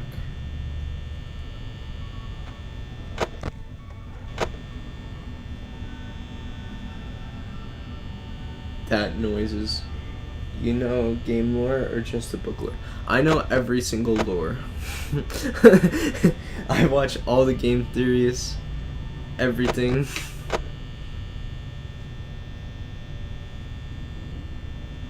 I know every single bit of lore. I'm probably forgot like 90% of it since there's so much, but I know all of it.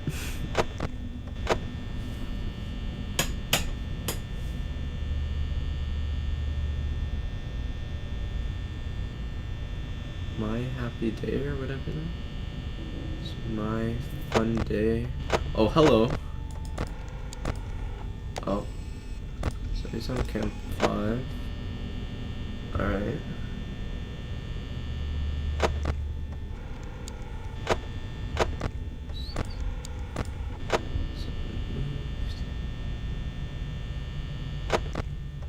Oh, hello. What's up, Bonnie? You want to make out in there? In the backstage? You looking very cute. Somebody else. Okay, it's back there.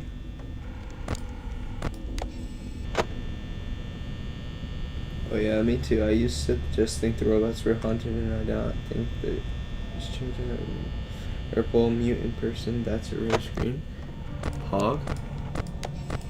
Fuck this bitch go? Oh, he's right there.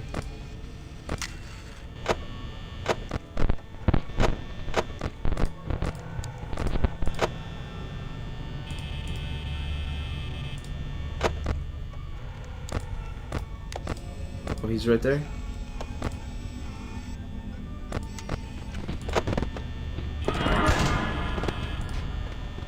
That scared the shit out of me.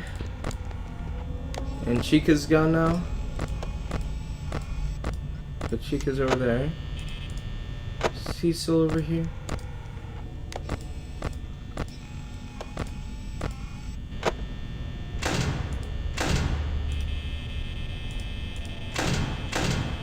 Yeah, okay. Oh god. I'm looking into the camera. Yeah. Oh god. I'm already scared. If you can't tell.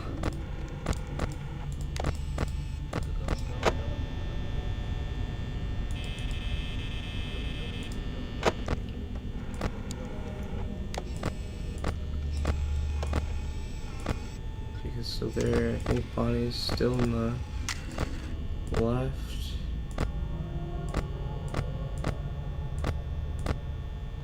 Bonnie's still there. Cat. Pretty real. Hello, Freddy. Why are you looking into the camera? It's me. Oh, okay.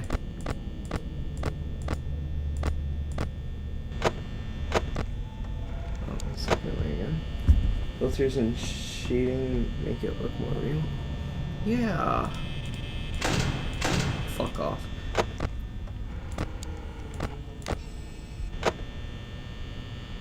Okay, I'm just gonna wait until 6 a.m.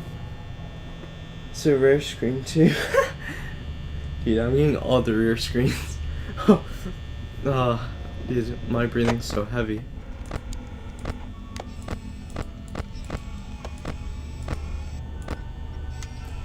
Hello. How are you doing?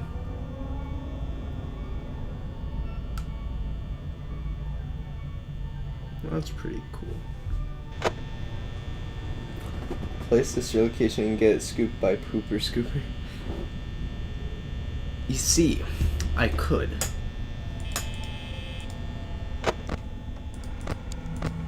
But I want to play the other games first. I'm already like having a heart attack, and this is night 1 on game 1. Miss Cam 5 first screen. 5. The one where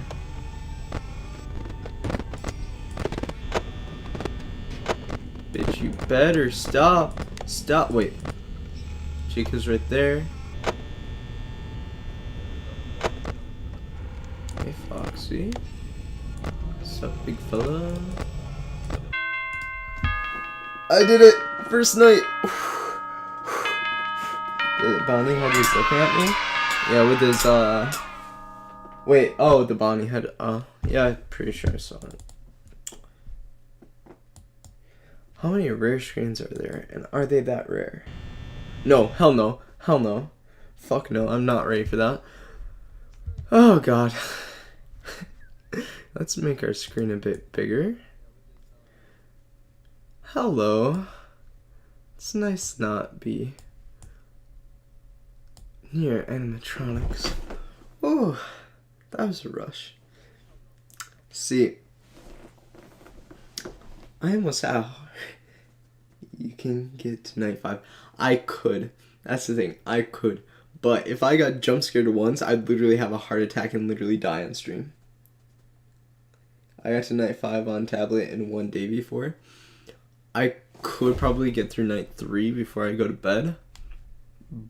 But I don't want to have a heart attack. Unless I turned it like all the way down. Okay, I guess. Okay. Flashing lights, loud noises. There's me to do. Okay, I'm just gonna keep it very low. If there's any funny business, I'm escaping. I'm escaping.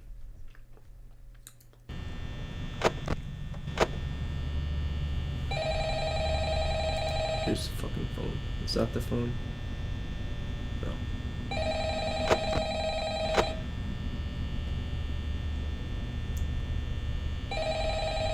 Hello? Hello? Hello? Hello? Hello?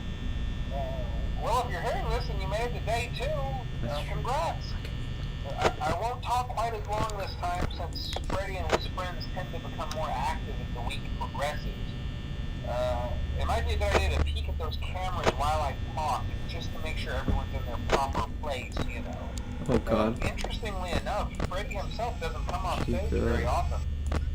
I've heard he becomes a lot more active in the dark, though, so hey, I guess that's one more reason not to run out of power, right?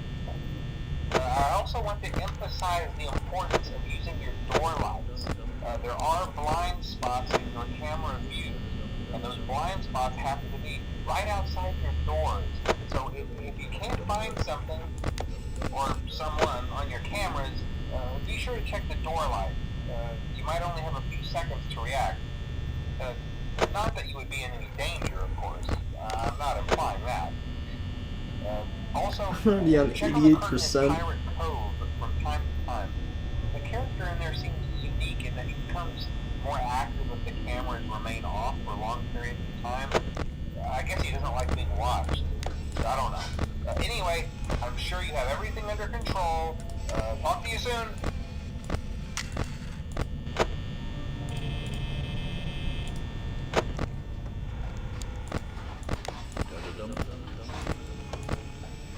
Where the fuck Chica be? Okay, Chica's in the kitchen. Bonnie's right outside.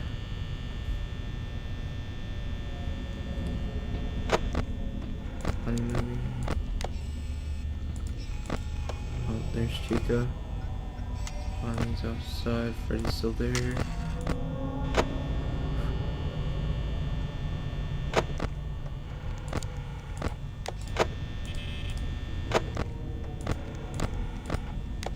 There's Bonnie.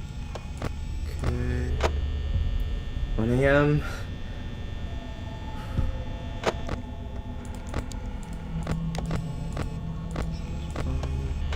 Chica.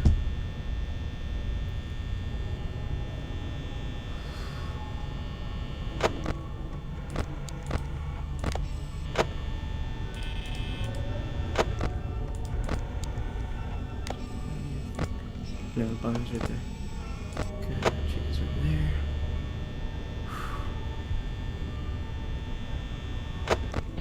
Dude, I'm literally sweating. Bonnie's right there. Dude, I'm literally sweating. It's 2 a.m. Okay. 1/3.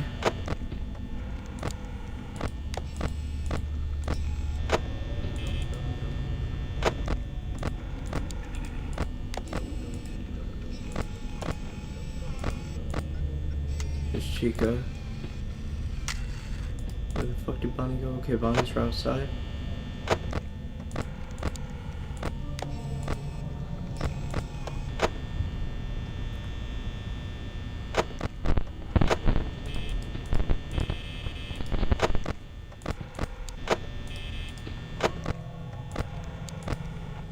Okay, there she is.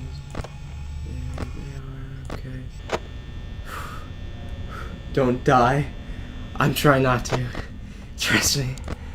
Try not to.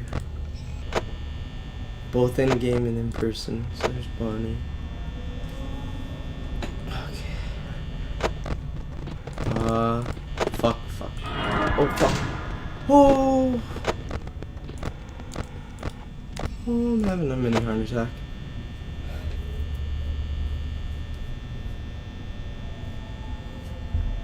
Okay, please move, Bonnie. Nope, it's not gonna move, bitch. 3 a.m. Come on. 3 a.m. I'm halfway through. I'm not 50%. Bonnie, move, you fat ass. Move your fat ass, Bonnie. Move your fat ass.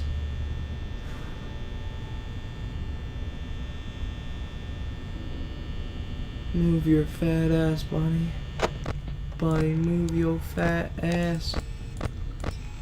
There he is. Wait. Okay, it's not over there. Fuck, where is he? Bitch, where'd you go? Okay, where's the fuck's? Okay, there's Bonnie. Where the fuck's Chica? Fuck Chica! Bonnie, okay. You wanna be over here, right? There's Chica, okay. Bitch. Do not test me. I will knife a bitch.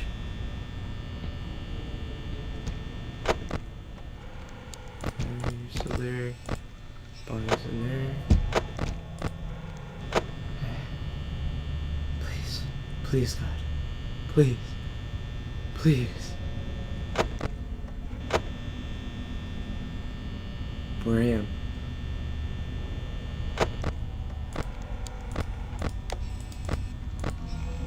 Foxy, why is Foxy there? Foxy, I thought you didn't come out until...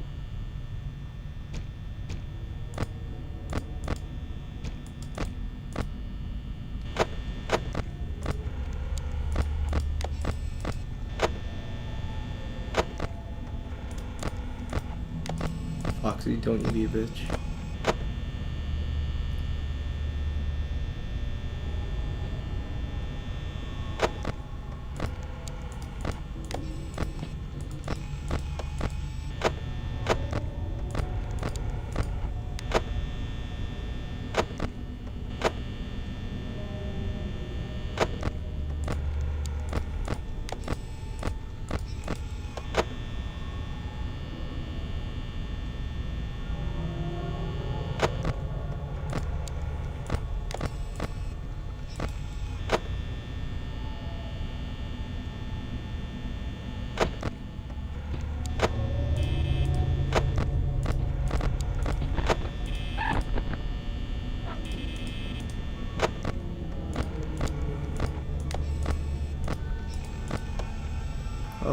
Foxy, don't do it. Foxy, don't do it.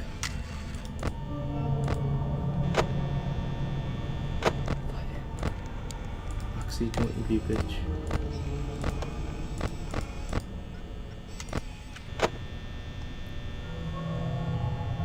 Foxy, don't be a bitch.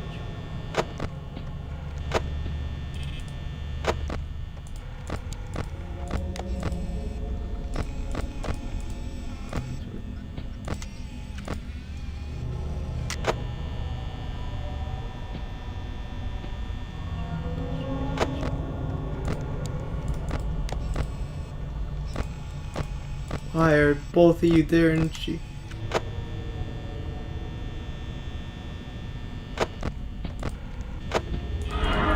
Bitch, fuck off.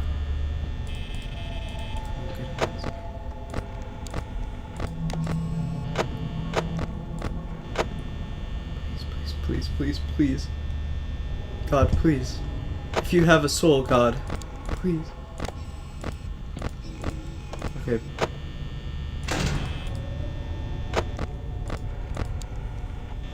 God, if you have a soul, please.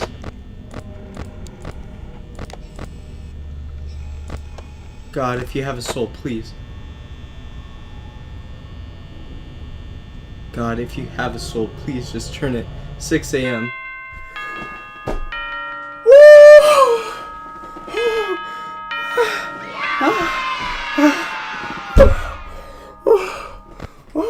Fuck that. Fuck no. No, fuck you. Fuck you. Fuck you. Get out of here. Get out of here. Fuck you. Fuck night 3. Fuck night 3. Oh god. Oh, I'm so lightheaded. Oh, I'm so lightheaded. That was the most stressful thing.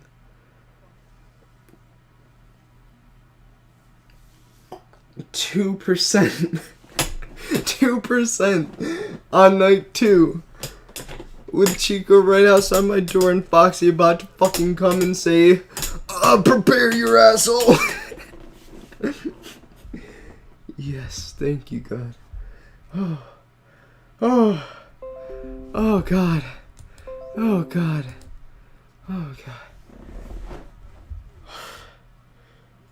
Oh God, this is a lot more stressful.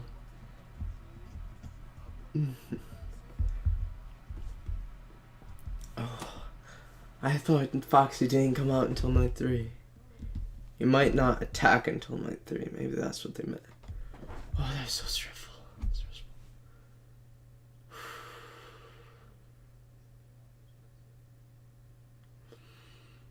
Okay, how about we do this? How about we play, instead of FNAF, how about we play some fan game instead? How about we do this? So I can relax myself. Play and play. Okay, what is this? Game capture, 5 Nights at Freddy's, then purple. Okay, you see this, right? No, you don't. Not yet. Yep, there you go. Okay. We're gonna play, wait, is the, wait, my frame's too big.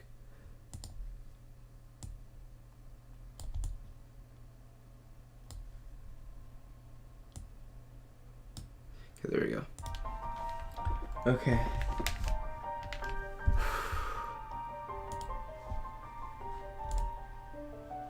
Okay. I'm gonna purchase another time thing. Okay, so if you don't know this game, this is Killer in Purple, where you go around and murder children. Alright. Bruh. That was super fucking stressful. Yeah, I don't know how they do that shit in VR, honestly. I would die. I was perplexed to get it in VR too and play it on stream. Hell no, no. Not yet. That shit was scary enough. It's just the anticipation of something at your door.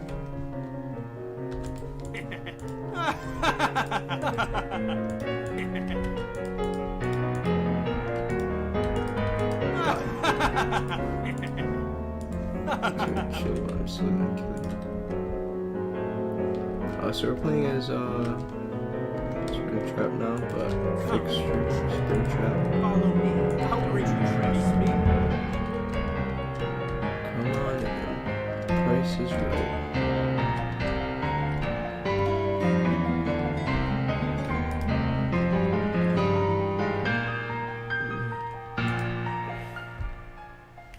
Over here. Remember?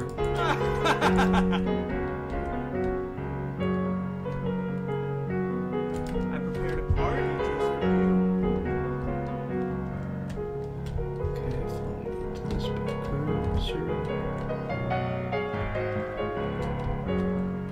So stressful.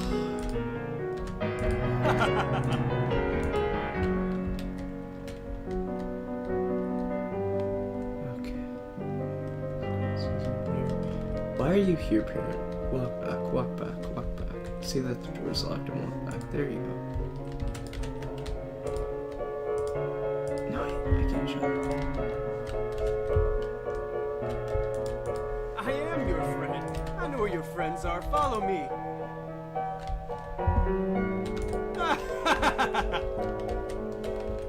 Where the fuck did this other bitch go?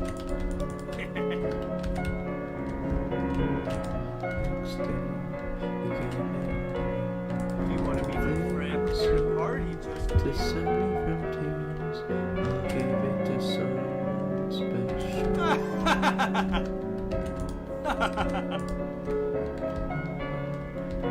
Don't you trust me?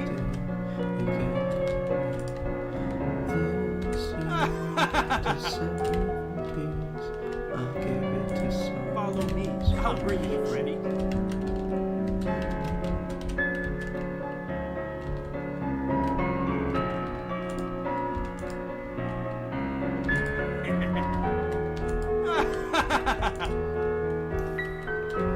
I prepared a cake just for you. This way.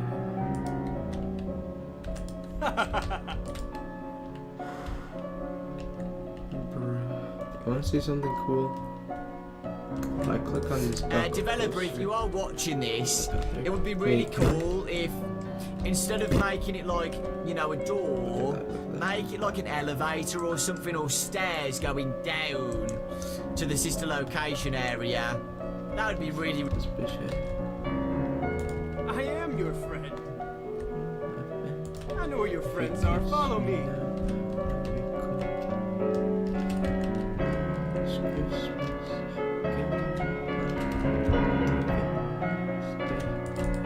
No! No! No! No! All the points! It's 5 a.m. I was so close. Come on. Wait! It said it was 6 p.m. Did I keep my... I think I...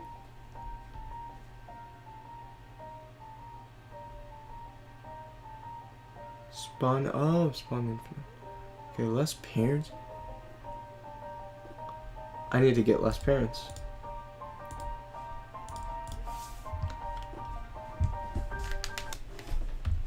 Once I get less parents, it's easy.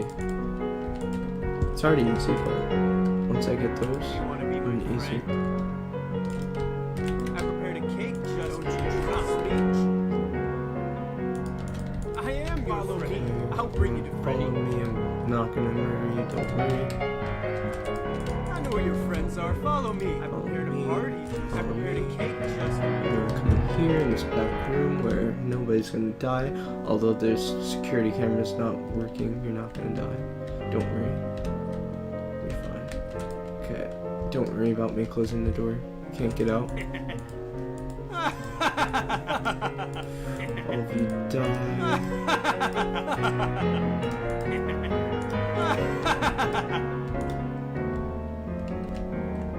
What's up, boys? I am your Both of you are friend. gonna run like pussies. I'm gonna come here. Close, close, close. Ah, fuck. Follow me. I'll bring you to be my friend. Don't you trust me? I know where your friends are. Follow me. Follow me. I'll bring you to Freddy. Come in here, boys. I'll give you all your desires. All of them. You're all mine. I prepared a party just for you.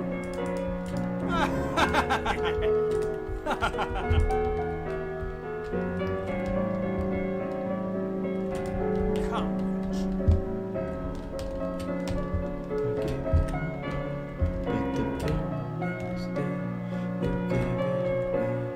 I prepared a cake just for you. I am your friend. I'll give it to someone special.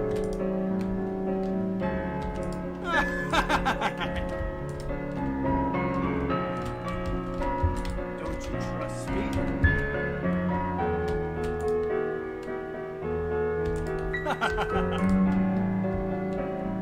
I know where your friends are. Follow me. Yes, follow me. Very good idea. Definitely not gonna kill you. Oh, you're here too?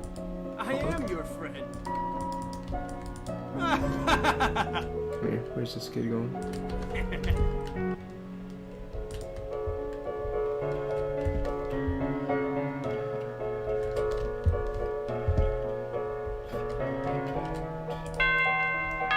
Parents kind of thick. I know, right? I was being like, "Hey, mommy," earlier, and then my friend was like, "That's cringe." And I was like, "Bruh, do you not see how thick they are?"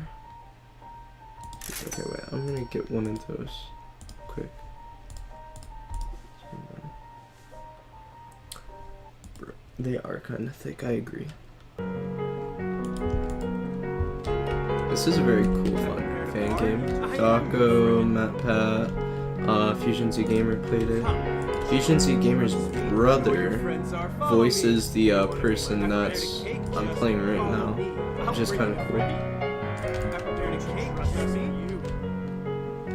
Cool trivia. But the fucking sound out there, the music is just so fucking loud. There's no music option to turn it down or anything.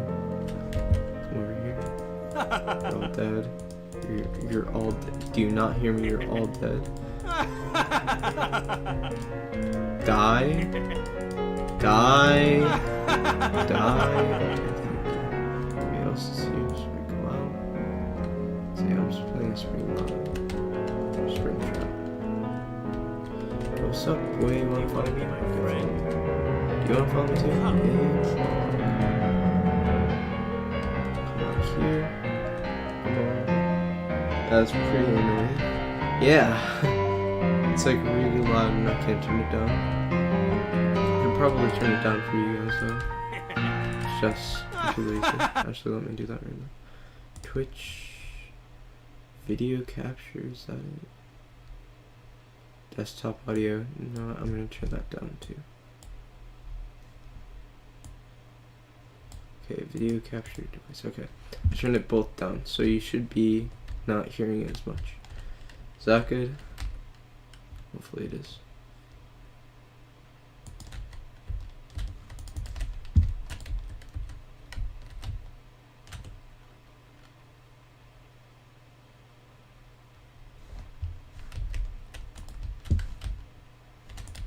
I'm gonna kill this kid. Where are you going? Wait, I had a suit. No! There's just a purple Freddy in here. It's kind of pog.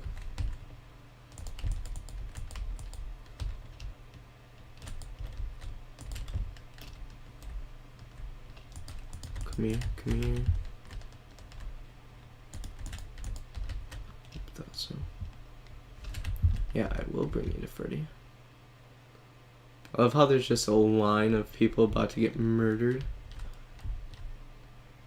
Yes, follow me in here. Not you, parents. This is an exclusive club only for kids and Freddy.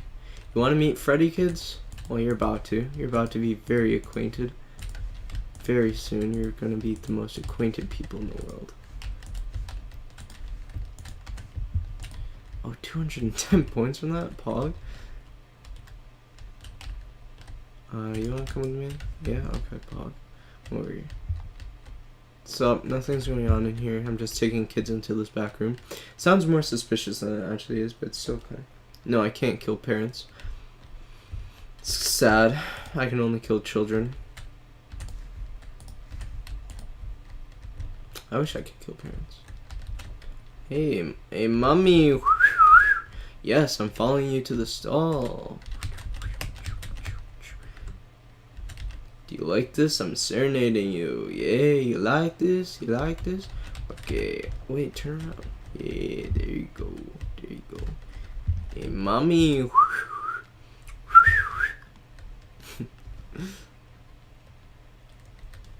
Parent in there, I think. No. Yeah, no.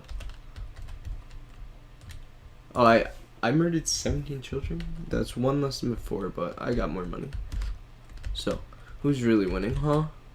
Huh, boys? Dude, they look so glossy. They look too glossy in this game. Okay, I have 422 points.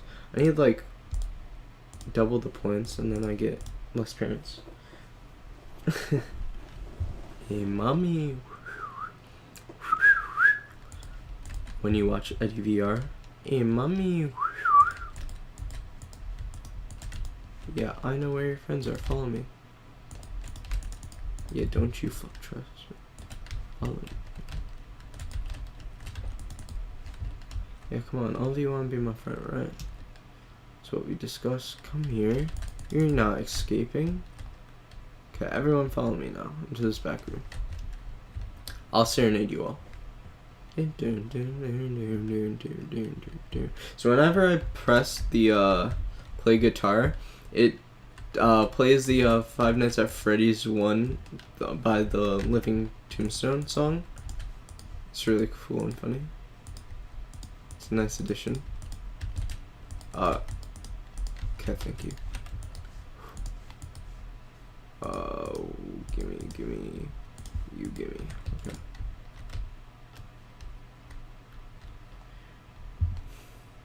A whole line of kids about to be murdered. Exactly. That's literally what they're signed up to do.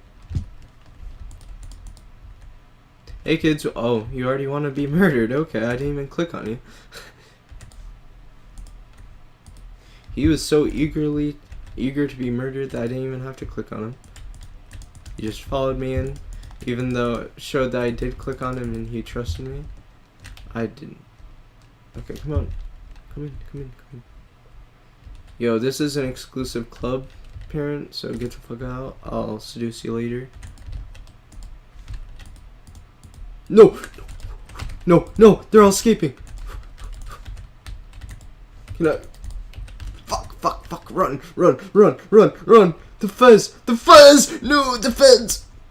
The feds, no. Ha, you can't get me in here, bitch. Just kidding.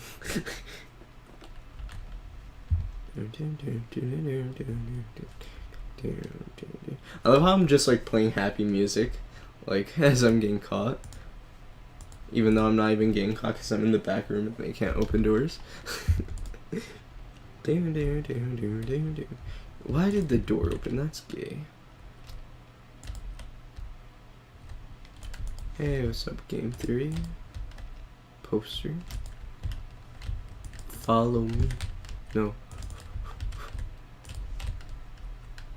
No, I don't. You shouldn't trust me. Yeah, I'm glad you didn't trust me.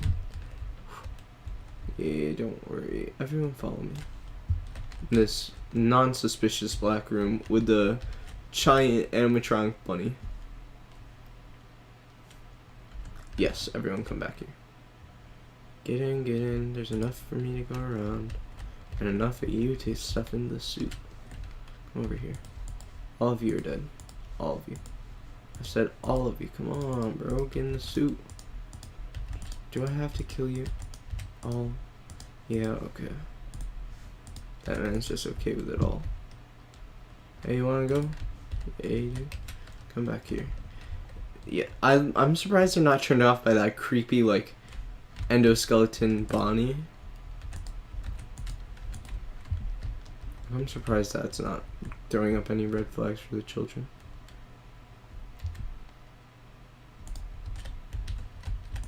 I can't close that door. I wish I could. Like, you're supposed to, but it's because that tree is glitched in the way. Yes. All of you trust me and get back here.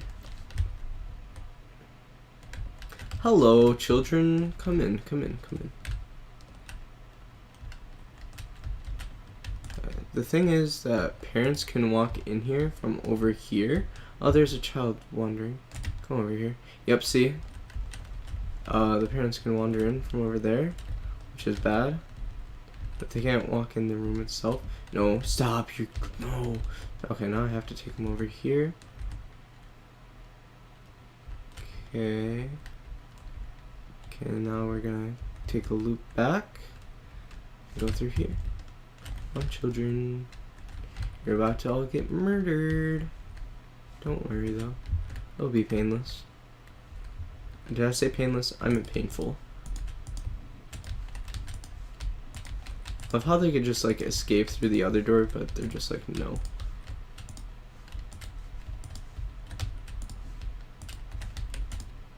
Oh, I got 245 points off that. Yes, I do.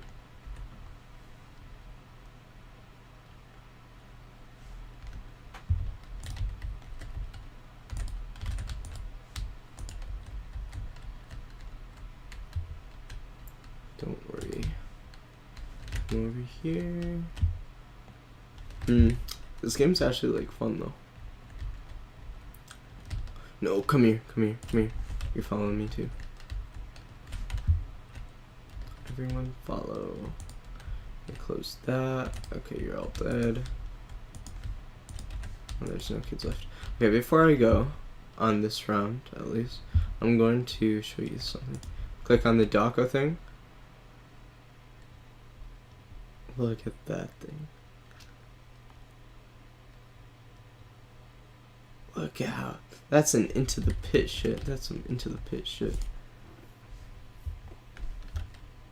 Hold on, I'll show you what it does. I murdered 19 children, damn. Personal best. 850, yes, less parents, let's go. Okay, now, spring bed. Okay, now look what this does, okay? I'll go back and show you guys what it does. Where are all these kids? Wait, how many parents are there? There's like 3 or 4. It's like 4 pog. Okay, go out here. Go out here. Go in here. Okay, parents. Okay. Watch this, okay. Sup, bitch? Oh god. Do you see that?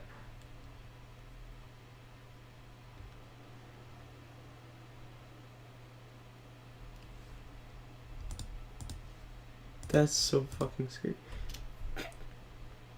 Whoa, exactly. Do you not see those fucking sharp ass teeth, bro? I mean, you do, obviously, but... Dude, that's... The first time that happened, I was, like, actually kind of scared. Like, I saw Spring Body come up, and I was like, holy shit, that he's huge. And then I was kind of scared of him. Not too scared of him, but kind of scared. No, no, no! Oh, now I'm trapped. I don't know. Yep. Escape, escape, escape. Ah, oh, come on, bitch. Why are you blocking me so much? Yo, can you, like, not... Nobody's gonna... Yo, what's up?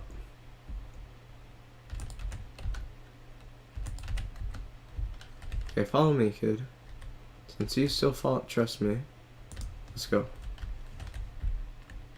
Oh yeah, if you get seen in the security camera or by parents with a knife or a kid in your hand, the cops come and you lose all your points. And if you die to that spring bunny, you lose all your points.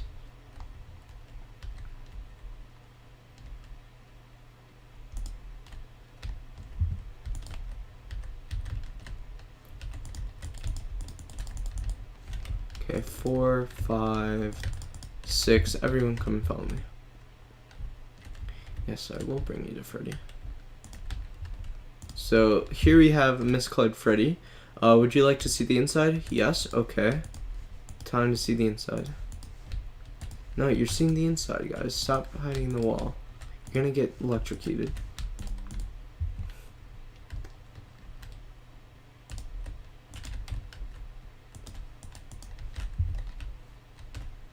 Don't you trust me?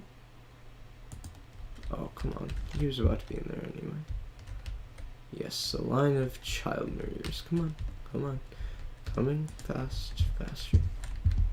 Right here. Are you ready to see the inside of Freddy's suit? You all don't care. They all did not care. There's 5 kids left. I bet they're in the old pizzeria. There's nobody out here. Yes.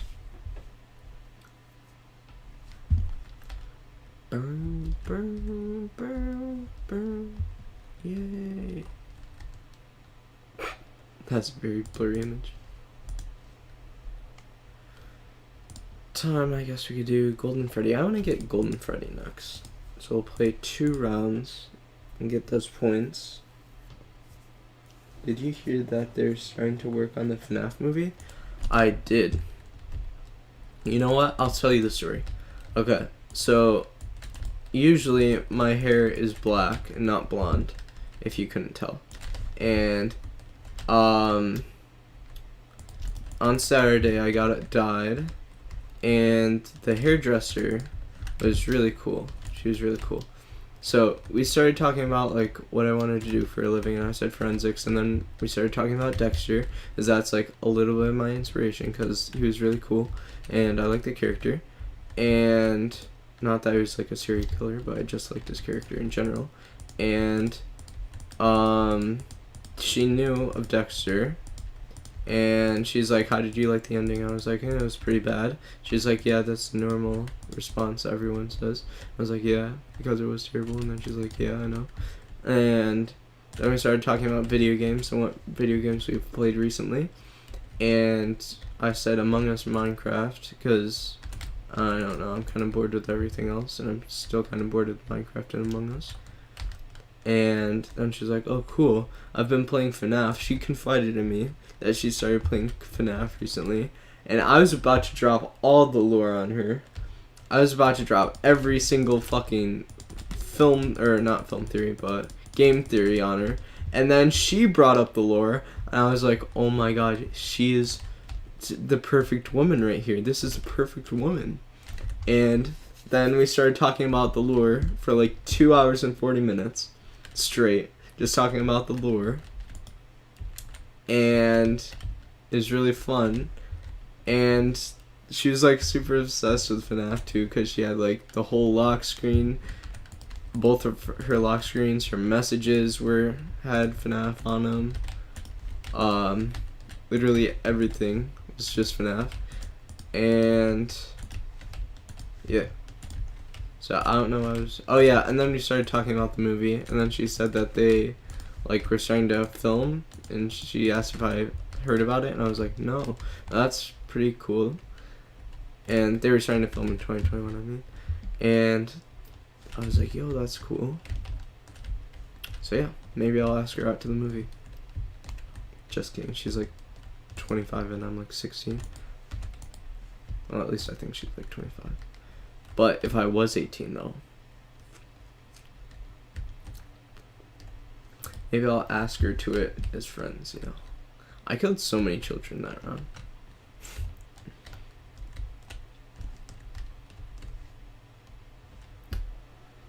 I'll send season. Wait, they're making what? Wait, they're making a new season for Dexter? What the fuck?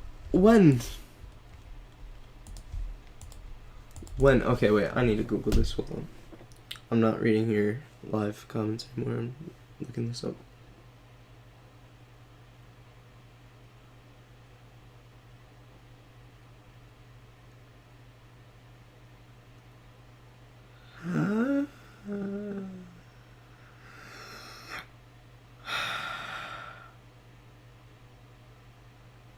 Time to message this girl about it on Insta.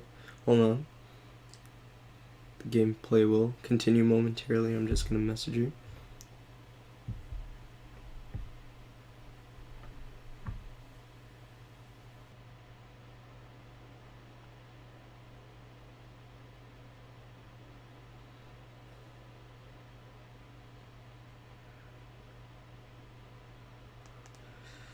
Okay, I texted her. Dude, thank you for bringing this to my attention.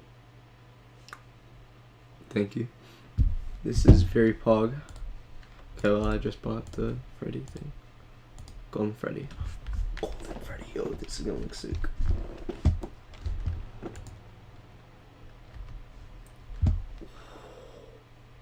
Yo. Yo, wait, what does this look like? Oh, the knife's in the other hand. Okay. That's sick, actually. Like, that's super sick.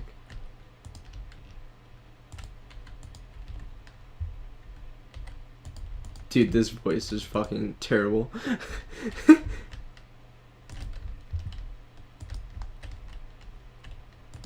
This voice is fucking terrible.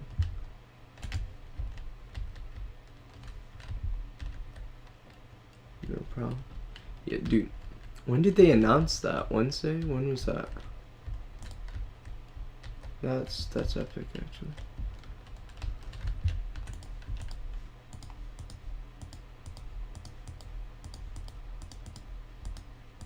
This bitch just likes to laugh whenever he murders. Teleport kids? Wait! Hold on. I need to check something out. If I kill this man...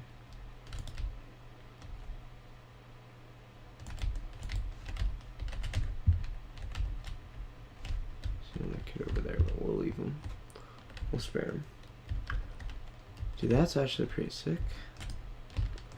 Dude, 2021 is just the best year.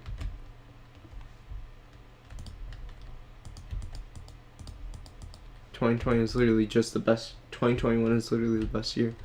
We're gonna have the FNAF movie, hopefully. That'll drop. And we're gonna have a new season of Dexter, hopefully. And then hopefully we'll have new MCU movies.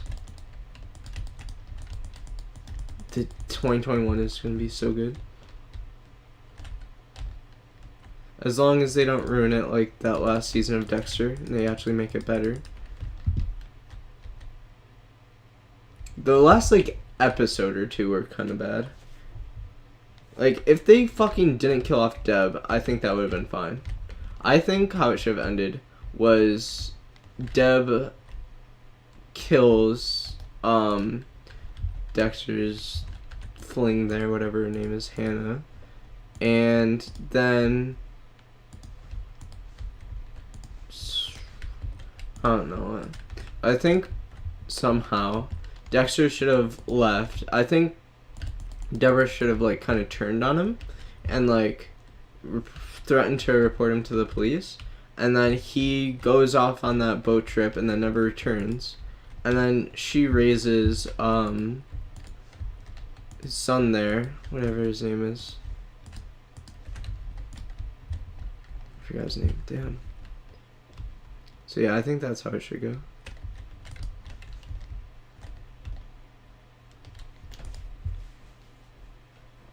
Hey, do you want COVID 20? Hey, do you want COVID 20? I mean, honestly, if there wasn't, like, another round of Corona, honestly, I wouldn't care too much, because I just like, you know, getting out of school and just doing online. As long as the shows and movie dropped. As long as that happened, I'd be okay with it.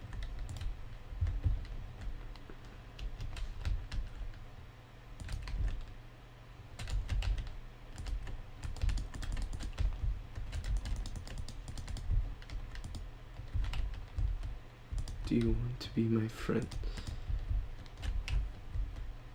Dude, this voice is not support. What the? Yo! His running animation is so fucking scary. I mean, it's not scary, but it's just weird.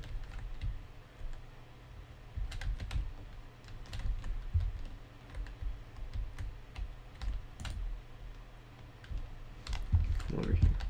You're all dead. Why are you all trying to escape? You're not escaping. You realize this, yes?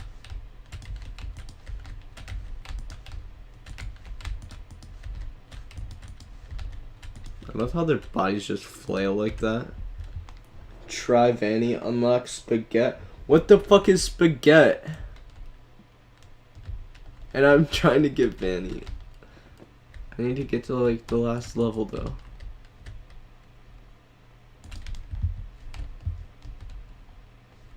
Oh, is there anybody else? No.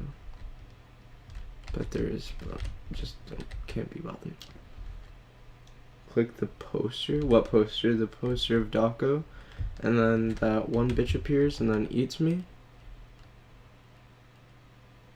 Enter to spaghetti. Oh. Oh, okay.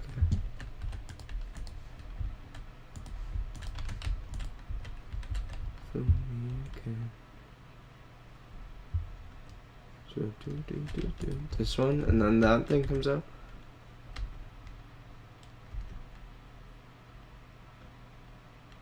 Yes. Come on, eat the kid, eat the kid. Oh, come on. Why are you here? Is there any... No. I wonder why kids would follow a golden bear with 2 white dots for eyes. Okay. I was saying this earlier, but I can, like, get Golden Freddy because he's, like, a main mascot.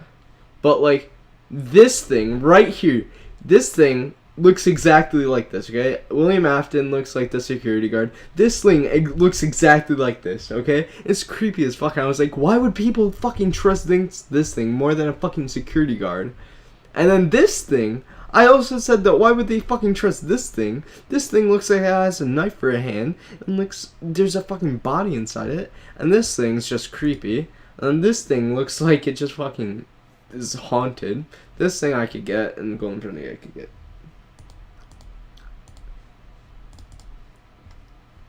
$6.29. Okay. Is there a level 3? Oh, okay. So it's locked. Okay, I need to get the animatronic suits. I want to get malware. Male hair. Glitch shop. It's only 10.17. Pug.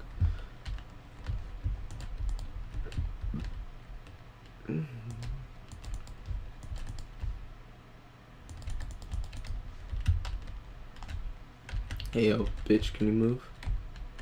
Wrong way, but thanks.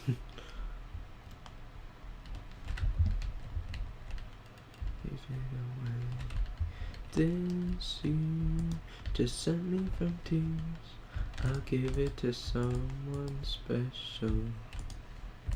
Last Christmas, I gave you my heart, and the very next day, you gave it away. This year, to set me from tears, I'll give it to someone special.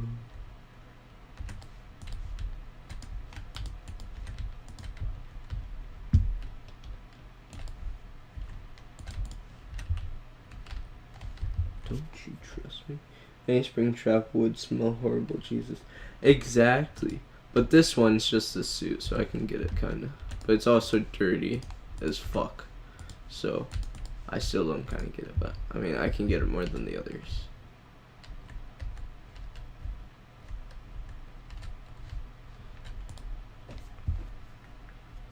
Smell like ash, baroque. I have no idea what that means, but yes.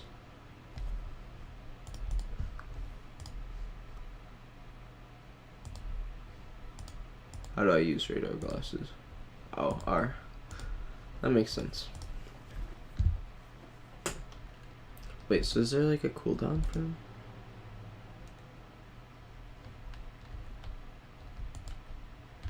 Oh, whoa. Whoa, this is trippy. This is like I'm on LSD. What the fuck? Okay, well that's the security camera right there.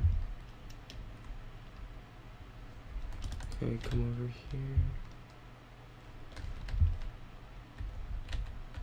Okay, so I can switch on and off at any moment.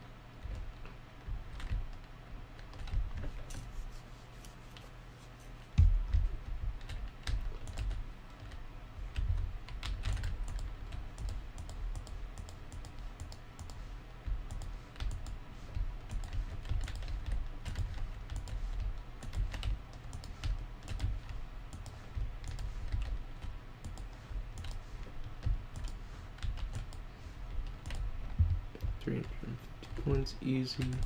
You gonna come with me? Yeah, okay. Dude, this voice does not match Freddy. The other voice matches the other things. Okay, I will agree. But this voice does not. There's also another voice that was different that I didn't like. Whoa. Yeah, whoa. It's trippy, am I right? Whoa. Okay. Time, I guess. Is that how I was gonna get the rest of the spring suits or whatever, so I can get more points, but I just never did it. I'm going for like everything else besides the suits, which I feel like I should get the suits first.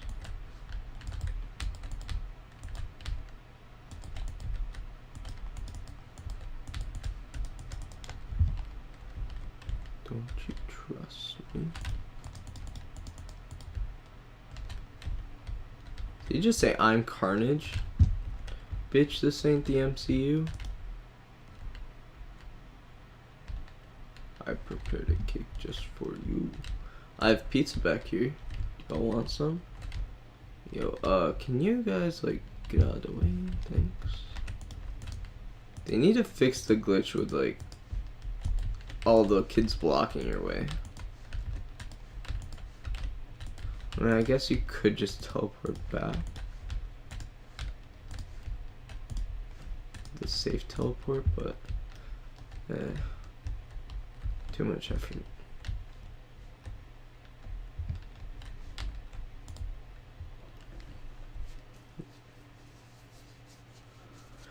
Okay, welcome 5 people.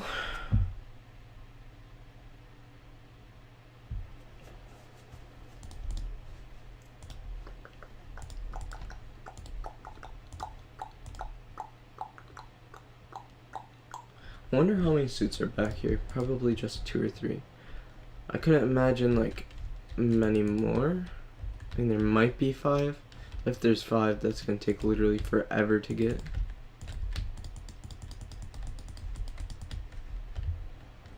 Don't you trust me?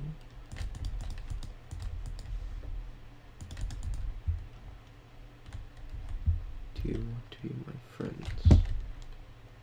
Oh, there's another one. So, bitch, come over here.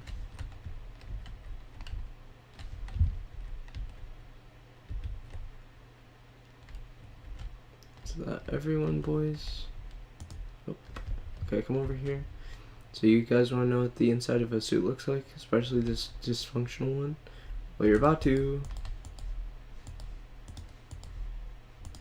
You just don't care, do you?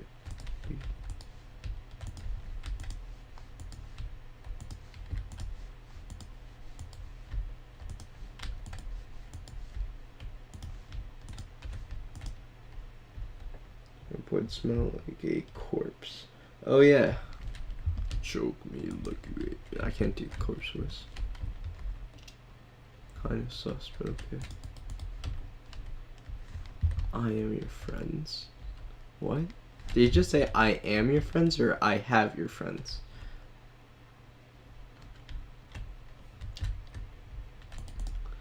Either way, kind of sus. Now I know what a fool I've been, and if you kiss me now, I'll never fool me again. I know you fool me again.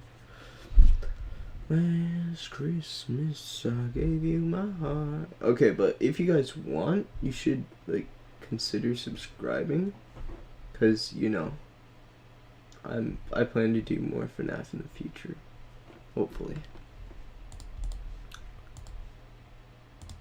Okay, that's sold out. Okay, I know I was gonna save up for that thing, but meh, too far away.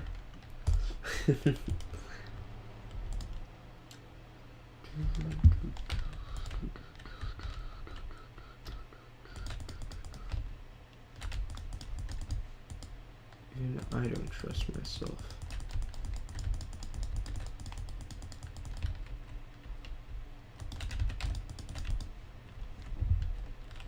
Do you want to meet my... Oh, do you want to meet my friends, he says. Oh, okay, that makes more sense. Unlimited time. I have unlimited time?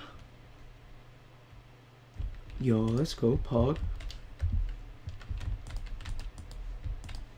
I can take my time with you guys. I don't have to be anywhere.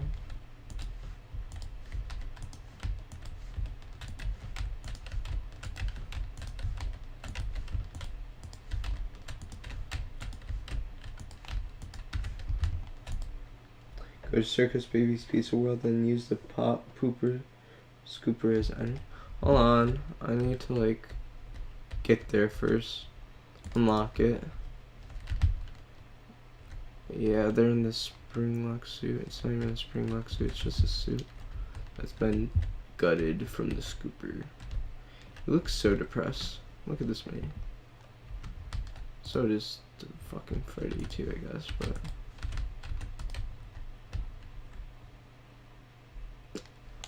I need like 1 or 2 more games. I need to unlock Ennard, and I also need to get the Baby's Pizza World thing.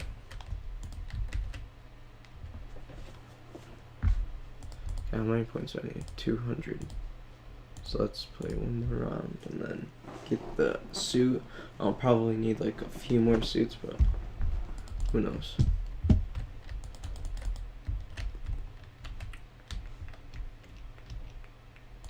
Yeah, but if you do like, you know, watching me, interacting with me, consider subscribing, because I'll probably do more streams in the future. Unstuck. This is not the place I wanted to get unstuck. Actually, everyone just follow me. Everyone unfollow me. Wait, over here, get over here. Watch out, bitches. Bitches, get out my way. Okay, now I have to maneuver this place. There's just gonna be like 50 kids coming through here. Yep, there they are. Okay, just don't worry about it. Okay, they're coming too. They're all going away. Right there. Yeah. I'm going to their exit. Rip. Can I catch up to him? Oh, come on.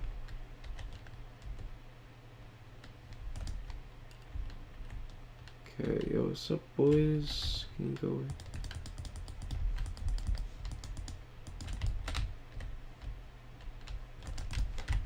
So the next place has only females, which give 100 points each, which is kind of pog. Wait, the children have big brain. Honestly, they have small brain. It's just that they're antisocial and don't want to talk to Freddy. They have depression, honestly. They don't want to follow the guy with a fucking microphone and a knife. I don't know why. I would love to follow a guy with a microphone and a knife. It's kinky as fuck.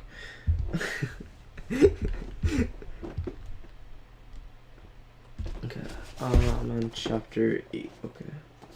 Yes, you should run your corner when a murder is witnessed right in front of your very own eyes. I know, right? Yes, I need 5,000 points. 5,000 points. I need 5,000 points, boys. Let's do this. Here's the other. That actually looks kind of cool.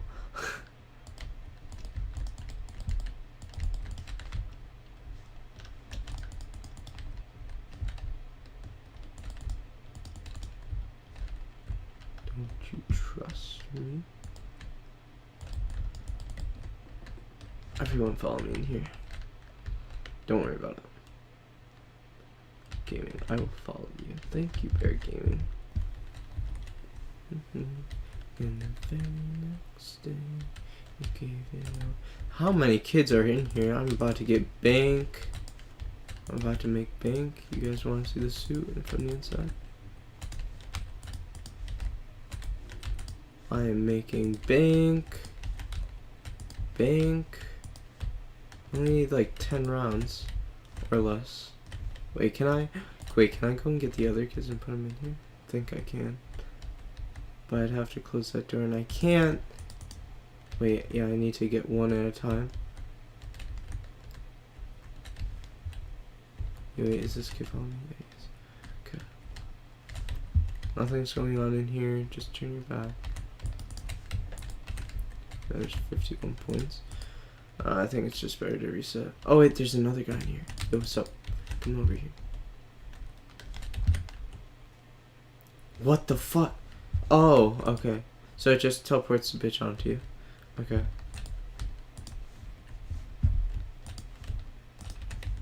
That's actually kind of cool. Eyes.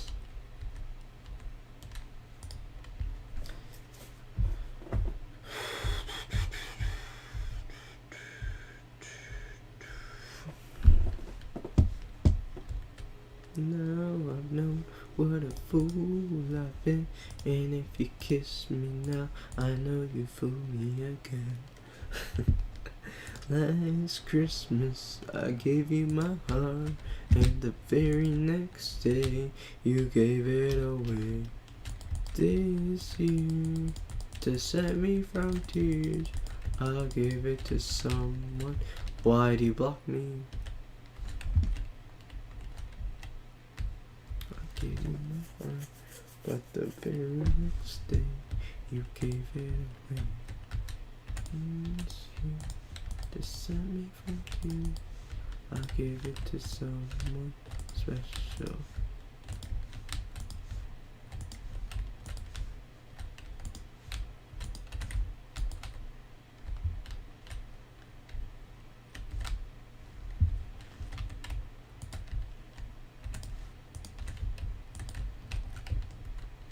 Skill issue, honestly.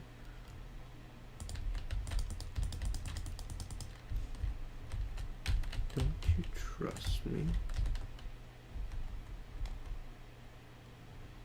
Come in here, boys. Reverse it? Wait. Reverse what?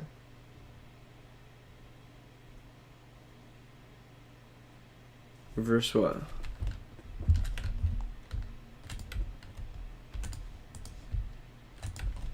Try to escape. Wait, can I? Hold on. Q. An extra kill, extra points. Come with me. It'd be sick if the kids like spawn back in. Oh, boys, come on. You're both dead. And I'm just gonna Rickrolled. Reverse the roll. That doesn't count, boy.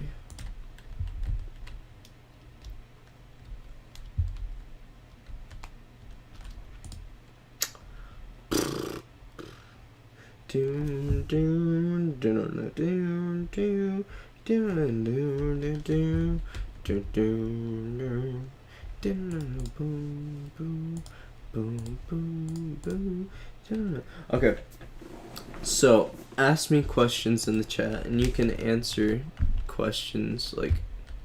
Don't answer like don't ask like trivia questions. Ask like questions about me, like personal questions, and I'll try to answer. If I can't answer, then you guys can answer each other in the chat. To spice up the stream a bit. It's getting a bit dry. And just ask me questions and I'll try to, try to answer them. Yeah, everyone come in here. Oh wait, no, there's another child. Come in here. Come in here, bro. Okay, you're all dead. No, wait, that's the wrong one.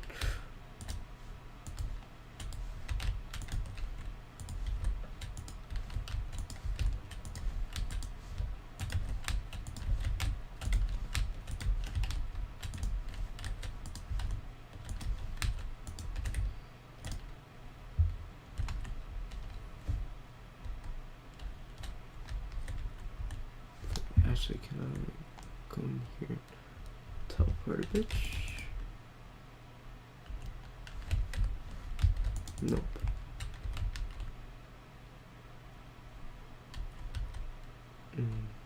Last Christmas, I gave you my heart, and it may we next day.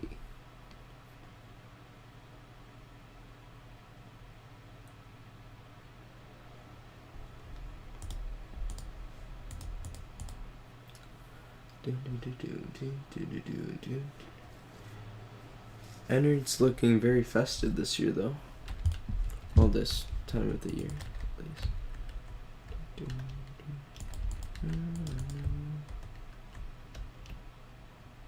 Kiss.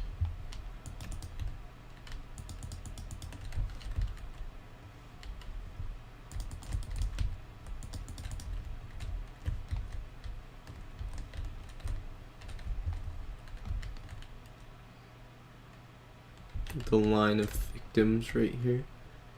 This is what we call them, the line of victims. Okay, now you're all dead.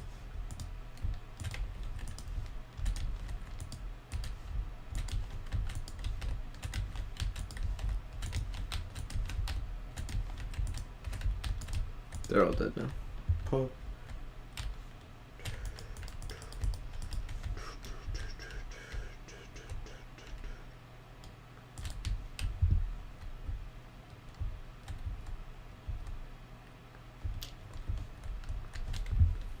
Everyone follow me. I wish I could, like... The only thing about streaming is, like... I wish I had a dual monitor, because then I can, like, read chat on that, and then, like, have my AirPods in and, like, listen to something while I play, and be, like, entertained. Because sometimes it gets a bit boring while streaming. Because usually I'm listening to videos on YouTube when I play video games, just as background noise, and then when I get bored I just listen. It's probably what some of you are doing. I'm like halfway there. E. Yes, E.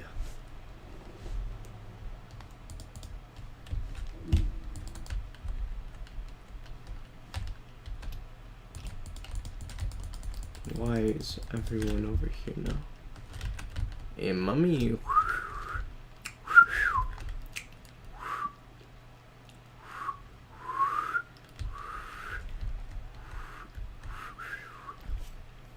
Hey, mommy. I can't whistle anymore. I can't whistle. It's literally gone.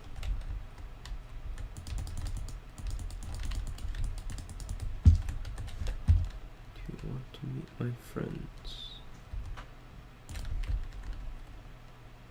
What do you want to be, my friends? Okay. Everyone, come over here. Everyone, come over here.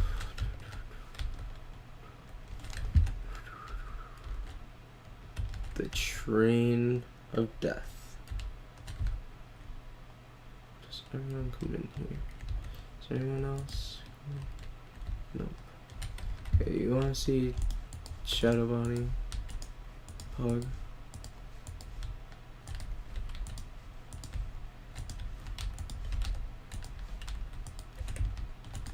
Dude, there's gonna be like a lot of new content.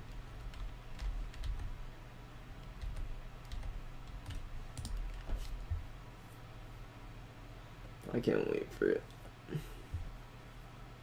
Did I get all 12 of the kids over here? I think I did. Pog.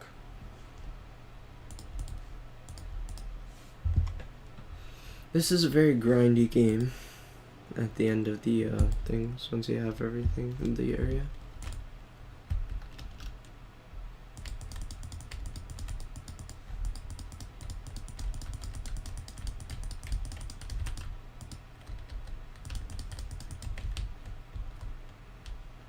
Do you want to be my friends?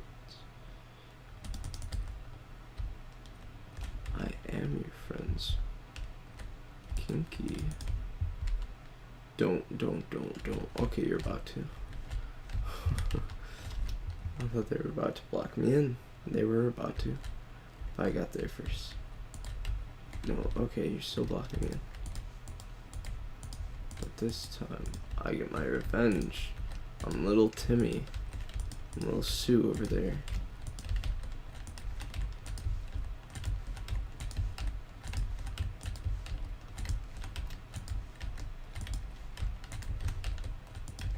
Okay, did I just murder all 12 kids right there? I think I did.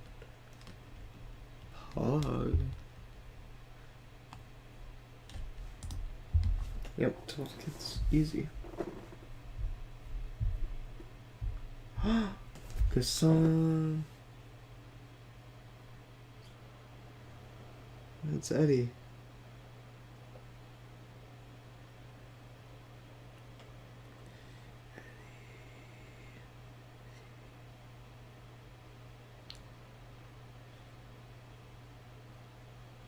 Sorry.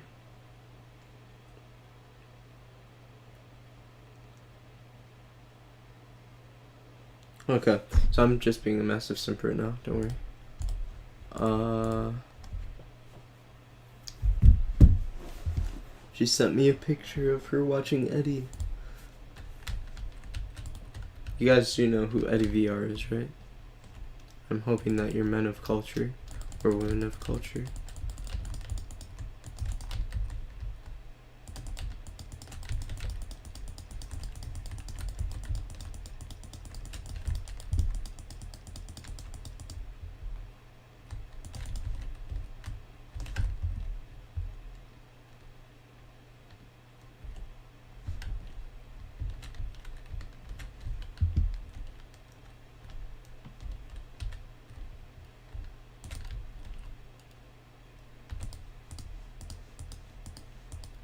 Don't worry, you're not vanishing.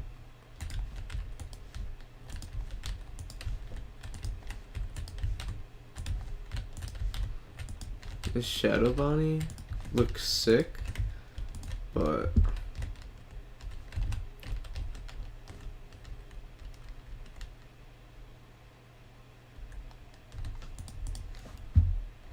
only 10. But yeah, I guess 2 of them didn't follow me. 10:43, damn. Shop. Oh, come on, that's 1 game away. Literally 1 game away. Come on. Is there 4 parts of this, or is it only 3? I think it's only 3, but could technically be 4 somehow.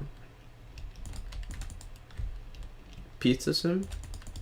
It could be Pizza Sim, but I don't think it is. Because then there'd probably be, what's that, Lefty?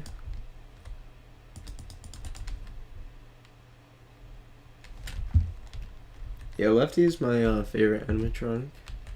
She brought it up when we were talking about FNAF, and then I forgot it, and then I was like, wait, no, my favorite is, what's his face? Lefty. No, child, no.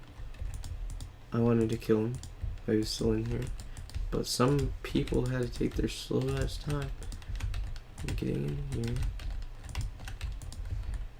I want to see if I can warp him in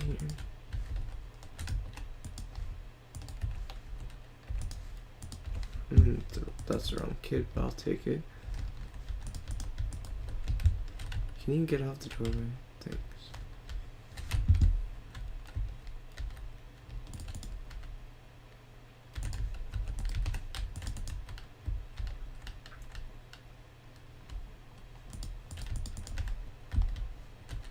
Guess not. Yeah, there's the fucking security guard thing.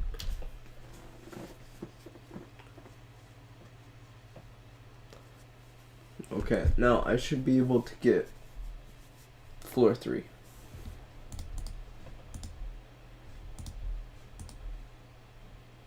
Okay, there we go. Freddy Frostberg, Christmas only 3. Funtime Freddy, Scooper, 7,500 points. Wait, alarm clock? Does that take us to FNAF 4? Or what? Okay, now I gotta unlock shit. Okay.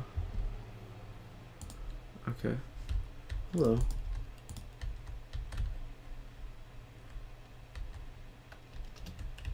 Remove 48.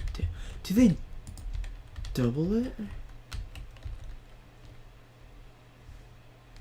This is so cool. Oh my.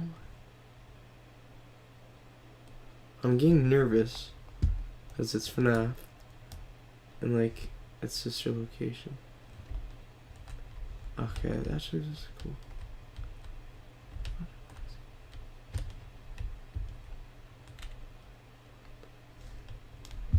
Okay, where's the place that we need to bring it to? Is it over there?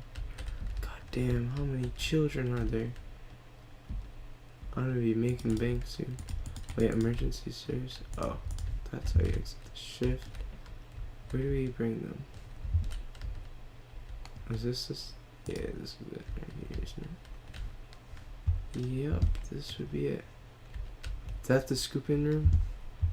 Honestly, this is so cool.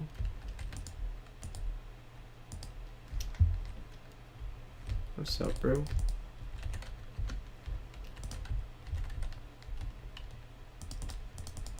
Yeah, honestly, I'm just gonna like go around clicking on everyone. No! I'm stuck. Okay, I'm not stuck anymore. Come in here.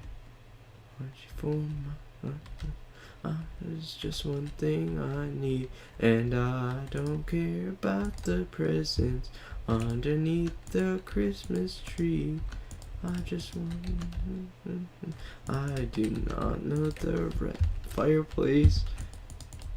So me happy on Christmas Day. I do not know the rest of the lyrics, so I'm just going to make up my own. Baby, all I want for Christmas is you. Do you want to be my friends? Follow me.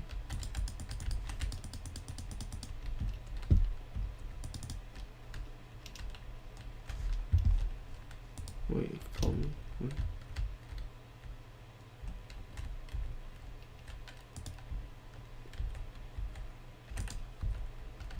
We're all dead.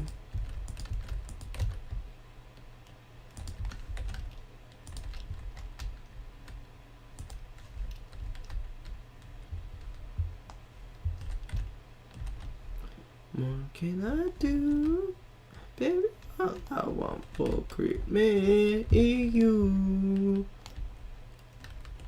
Wait, are all of them here? No. Why that man run? Why is you running?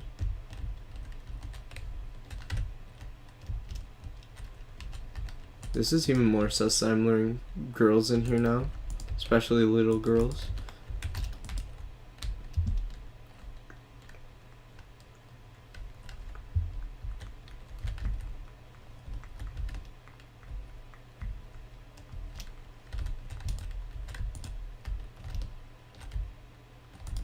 Night.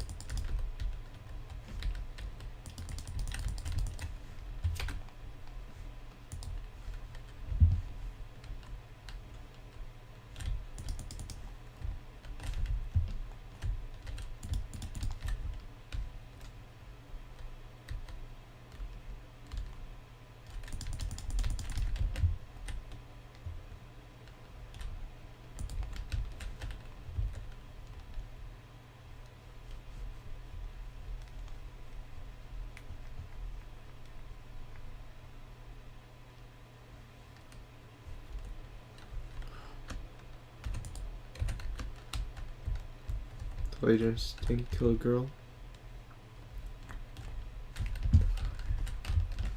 Oh, where's the exit? It's right there. Can I? Why can't I leave?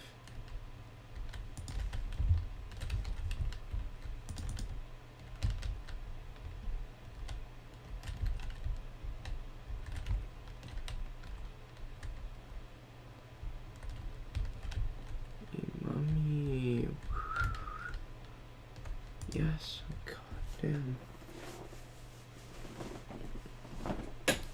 18 children. That's quite an amount, if I must say so. I do say so myself.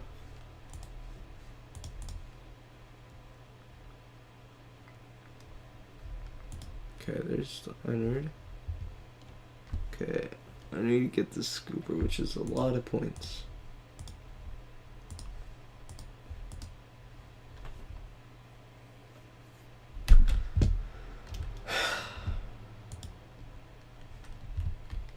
I don't even... This is so... Why would anyone follow this? I feel so tall. How does he fucking run? Dude, this man...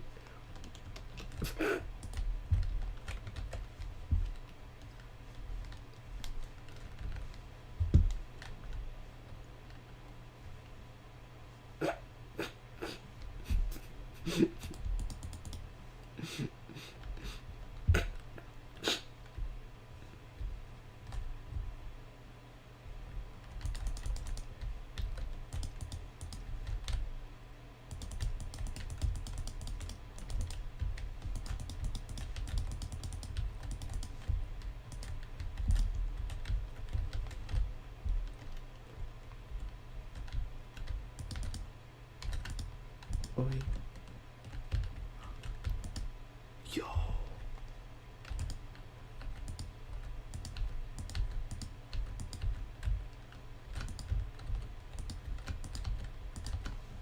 Yo, that's actually sick.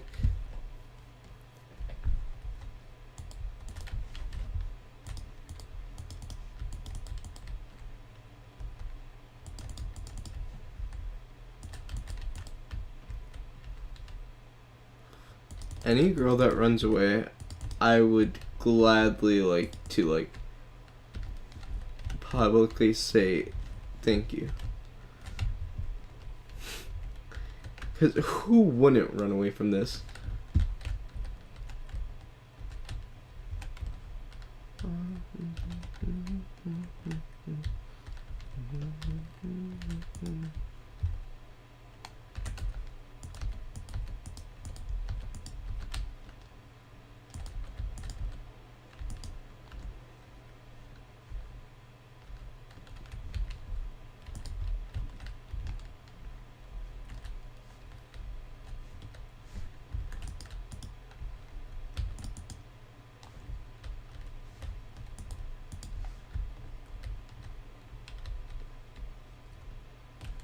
There we go.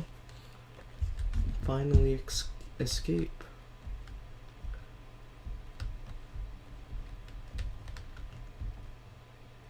Why is this thing actually so scuffed? 3,000 points.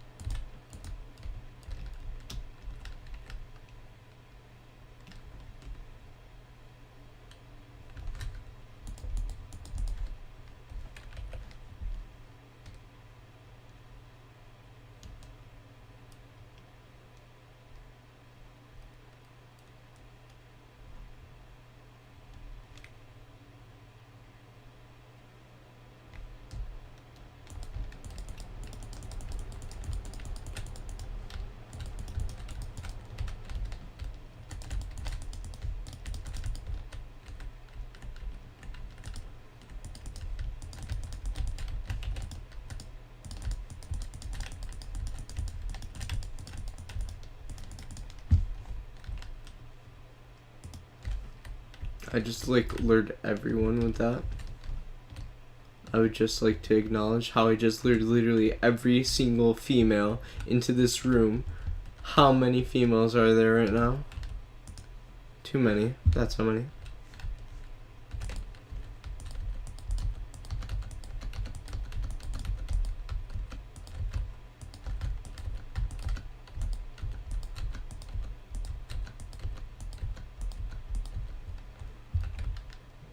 $2,000 points from that. I didn't even fucking use. I didn't even use the fucking suit, did I? Dude,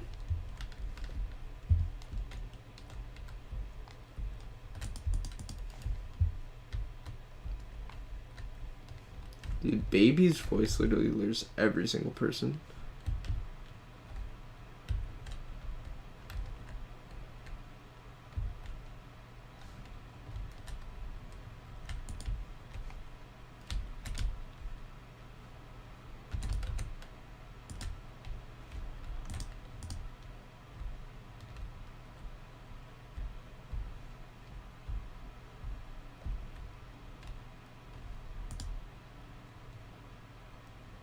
That thing is impressive. It's big. But like, it's 2,000 there. Cricket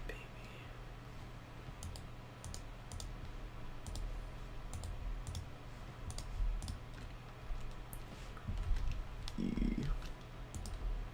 EA Sports. It's in the game.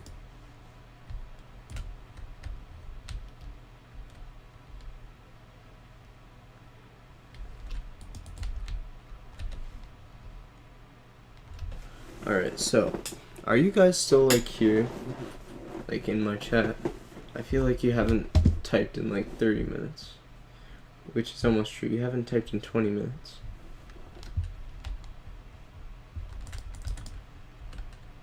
Are, like, you guys alive?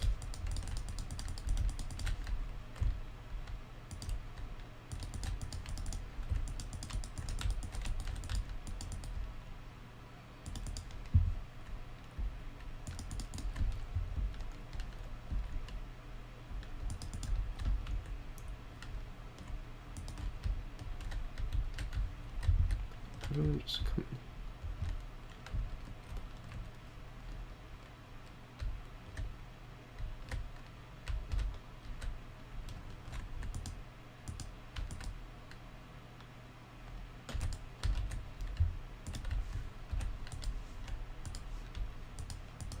Thanks for making this easier for me, children.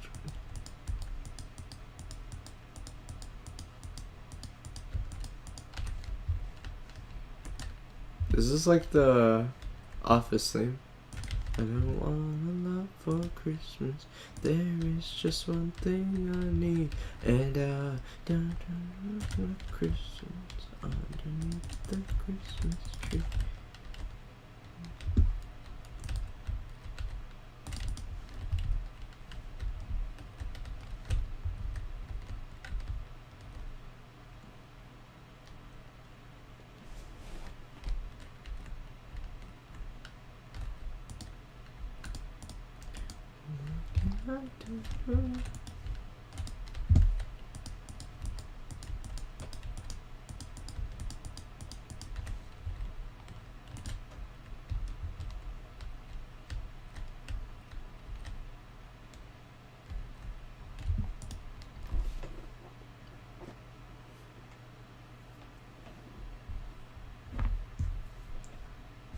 Wait.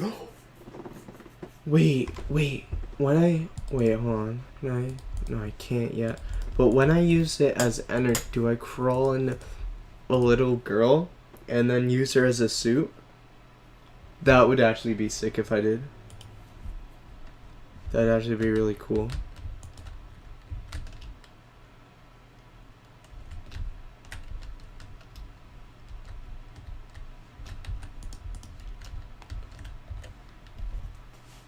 Is that what happens? Everyone's leaving the stream and it's sad. And it's almost 11, but come on.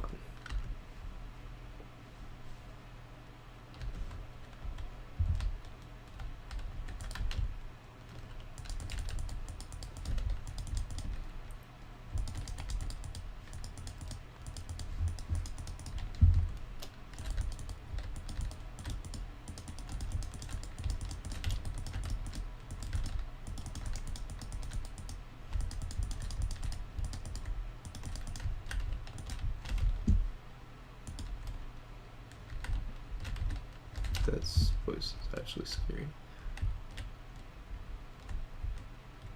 R / nightmare fuel. Come over here, fangirls.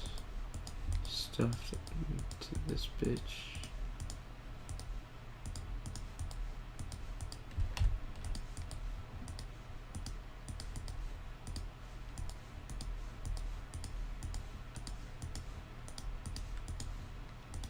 The Office theme, come on. Don't want a lot for Christmas. There is just one thing I need. I don't care about the presents underneath the Christmas tree. Yo! Oh! Did you see that name, IllumeTX? Yo! The YouTuber? I don't want to kill the YouTuber, bro. He's super cool. I was subscribed to him. I think I am subscribed. Sorry if you're watching this, by the way. Because, you know what, I was just like, you know what, this fan games, I don't really like them all too much. I'm drawing it Spring Bonnie. What? You're drawing Spring Bonnie? That's cool. If that's what you mean. Okay, now I can use Ennard in the scooper. What's gonna happen?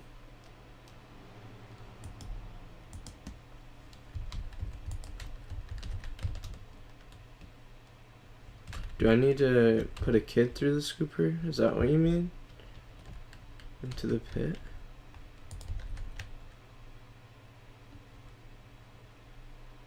Yep.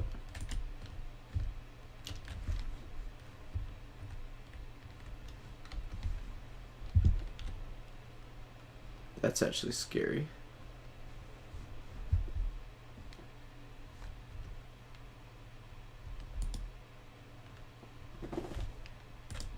Come on.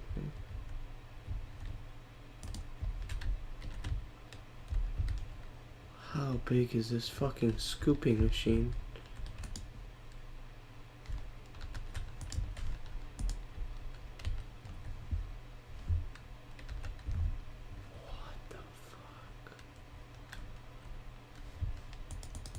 Can I use on my skull? So, how do I do this now? What happens when I do that, supposedly? So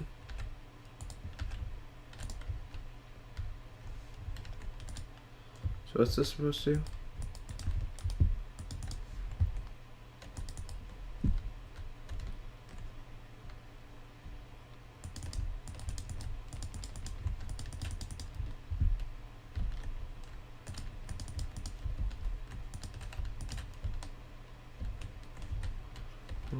Not for Christmas.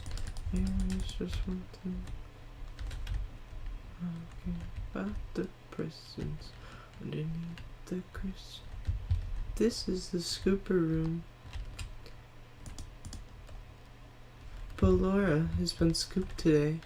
Funtime Foxy has been scooped today. Baby Circus Funtime Foxy has been scooped today. Baby has been scooped today.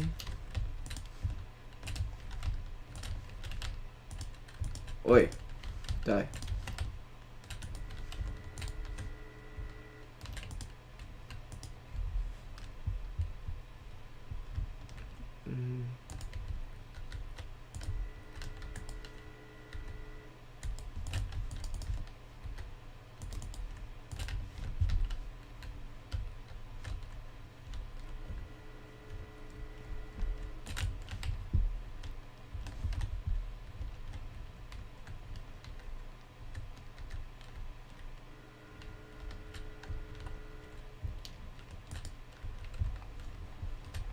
This is a scooper. Everyone die now.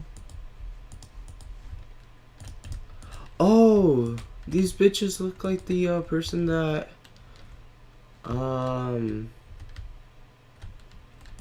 like that got killed to baby by baby.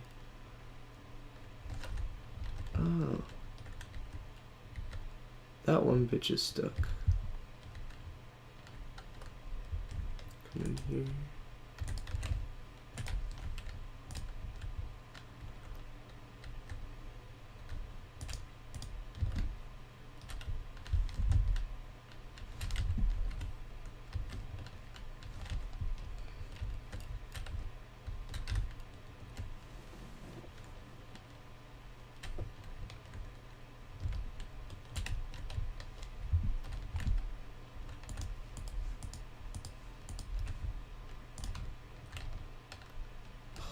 Okay, pretty sure I got all 24. No, I didn't get all 24. I got like probably 16, 20. Okay, that's better than I thought I did. Okay, GG. What to get now? You're probably not Fanny soon.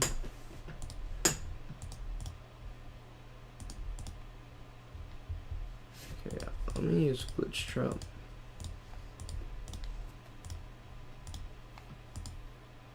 Malware. Now here.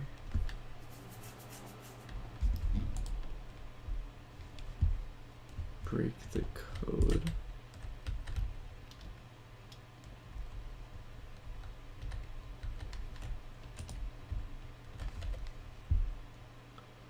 What happens when you break the code?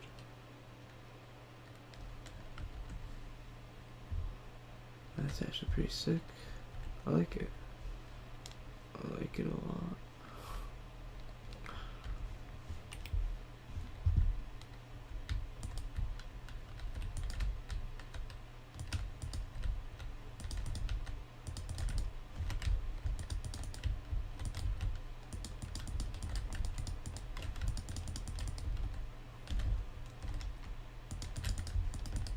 In this corner, that's where they all are. Yeah, everyone's following me. Which trap is actually... What does Q do? What does Q do?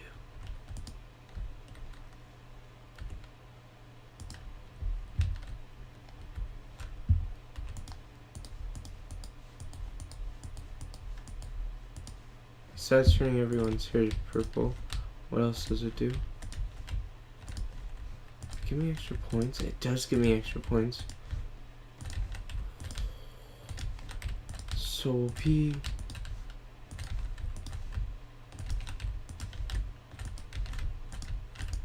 I can get Fanny. Dude, I can get Fanny now. Dude, that's so OP.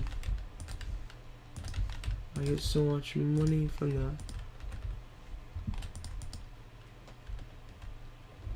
Wrench next to my username. You see? I'm not sure how I do that. I mean, I know how to do it, but I don't know, man. If you come to at least 3 streams, sure. 3 streams. 3 different streams, like, other than today. Like, today is one. Like, even though you're in the other one. Because that one I had to cut short.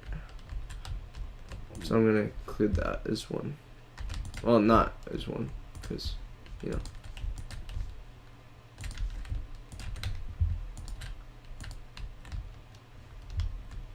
So 2 more streams to ensure James Bond Gaming got one. That is true. Show up to 2 more streams after this one, and if you remind me every stream, then sure. So I'm probably gonna forget.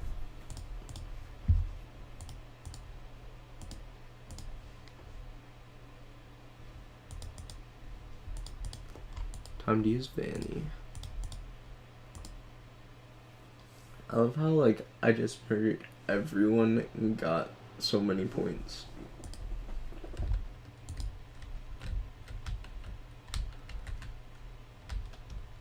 She actually kind of thick. She runs super fast, bro. Can I click? Oh, I did not.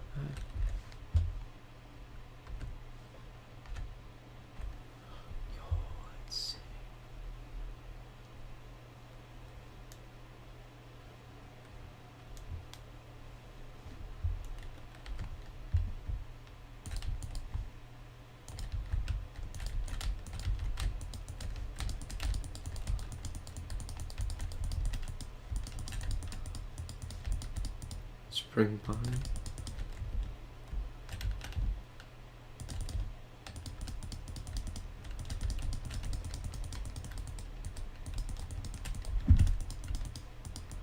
No girls are turning me down. This is like real life simulator. Do I have like every girl under my thumb here?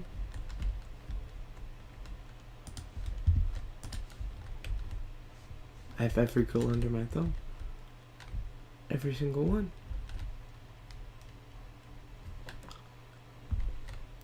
Dude, every single one of these girls is under my thumb.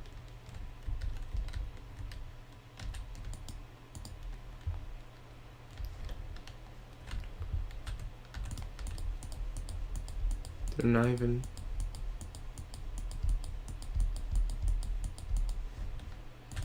I just non-stop fed them.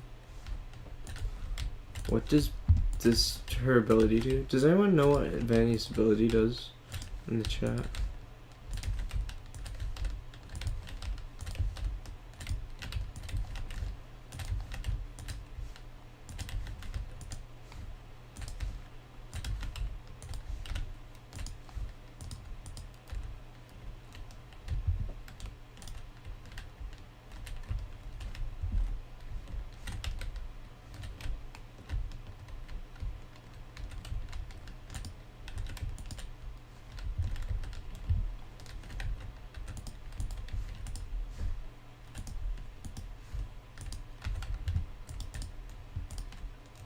Literally everyone trusts me.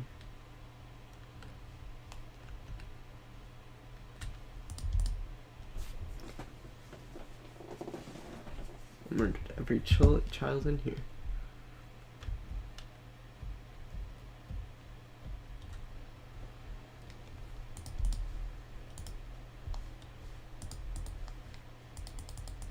No.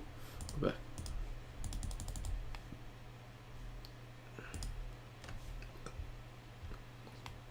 Let's play as Freddy Frostbear since I bought him. Oh, freeze time.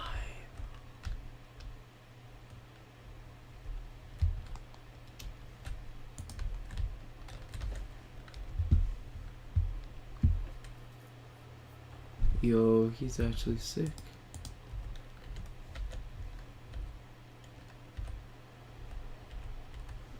Wait, does he use his icicle to attack?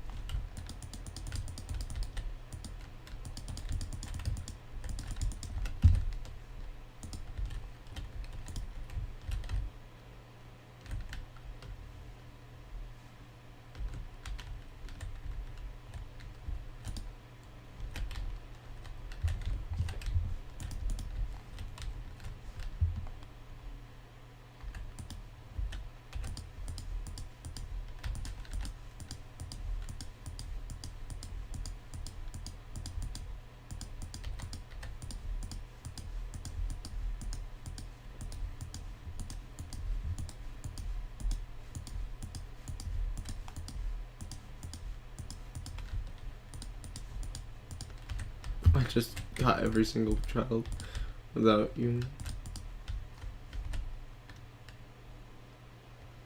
That's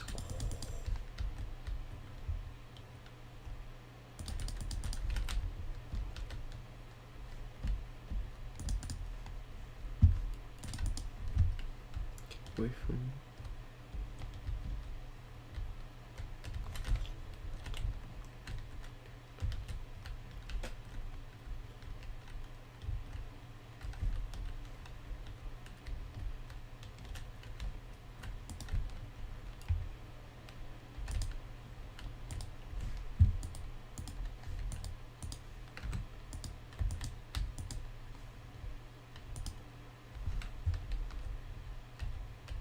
Yeah, just the icicle that is gonna be with.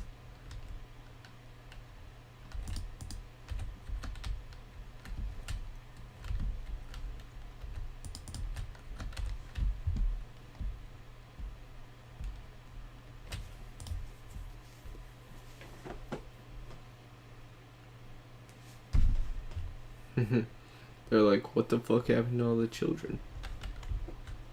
And I'm like, yes.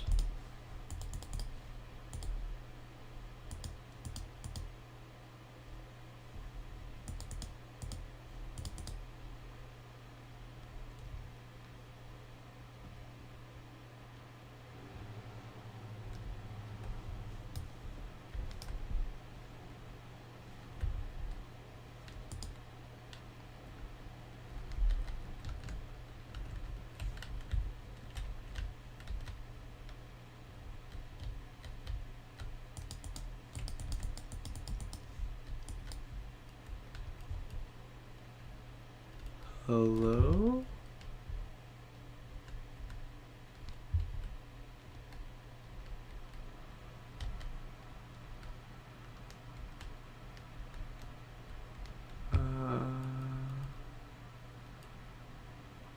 What the fuck?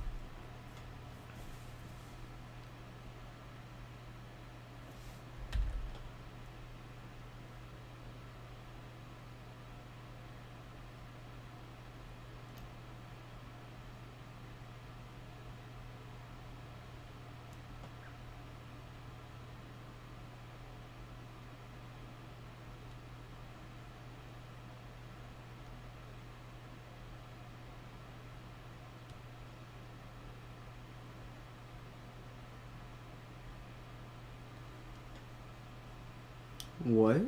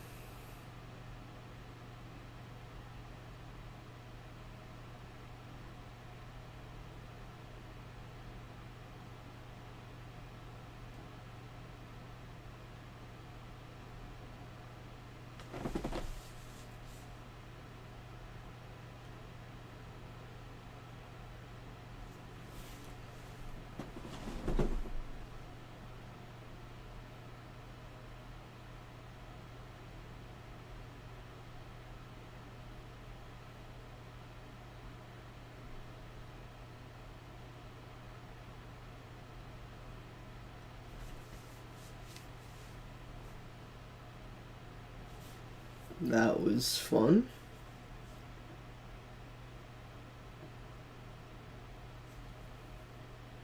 I don't understand what completely happened, but that's fun, I guess.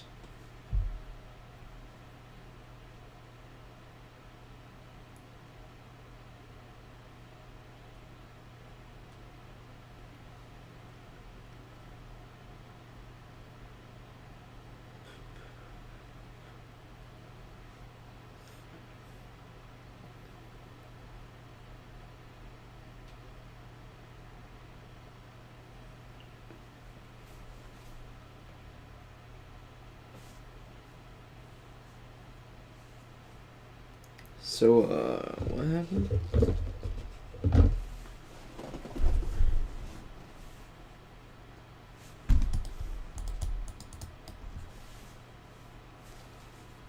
Fusion Z Gamer testing, Dawko testing, GT Lab testing, 8-Bit Ryan testing. What's testing? Maybe for anyone. Testing.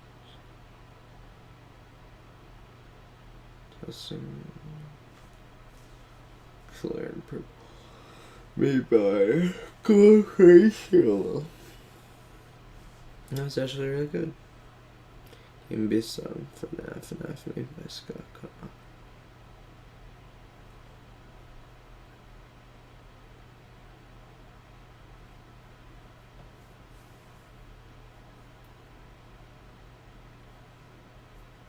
Continues.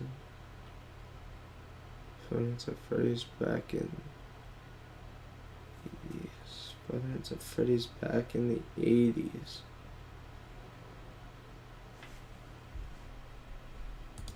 Oh wait, I can go back in there? Well, I don't want to go back in there.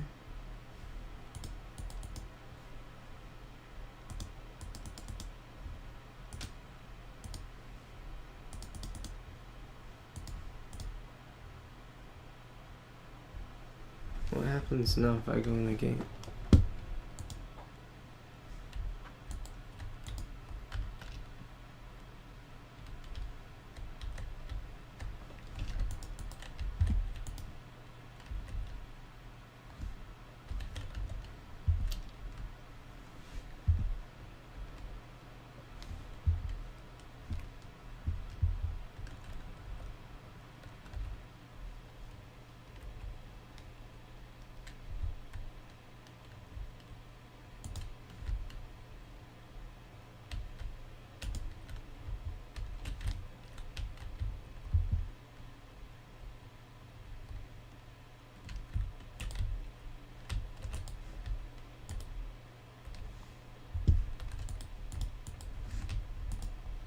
Is there any other like Easter eggs here?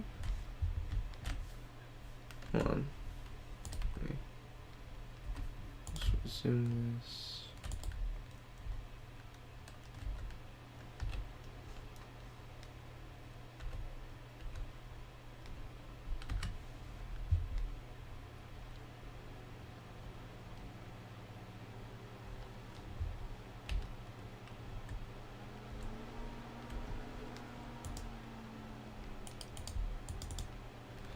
Wait, no, wait, I didn't want to go in there.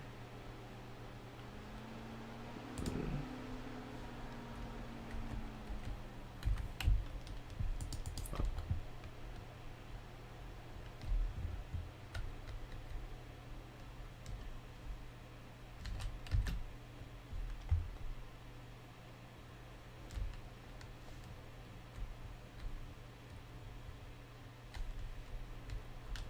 Wait, can I, activate this?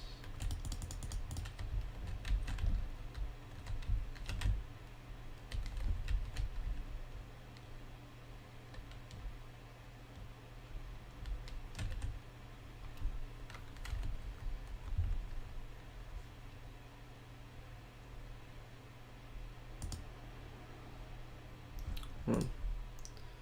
Take a look at my beautiful face for a minute.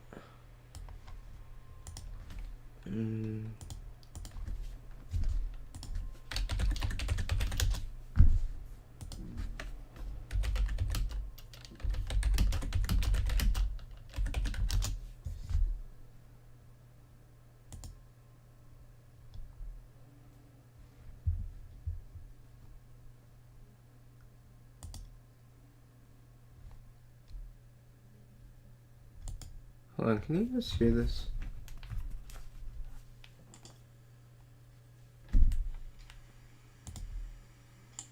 Hold on, can you guys hear this?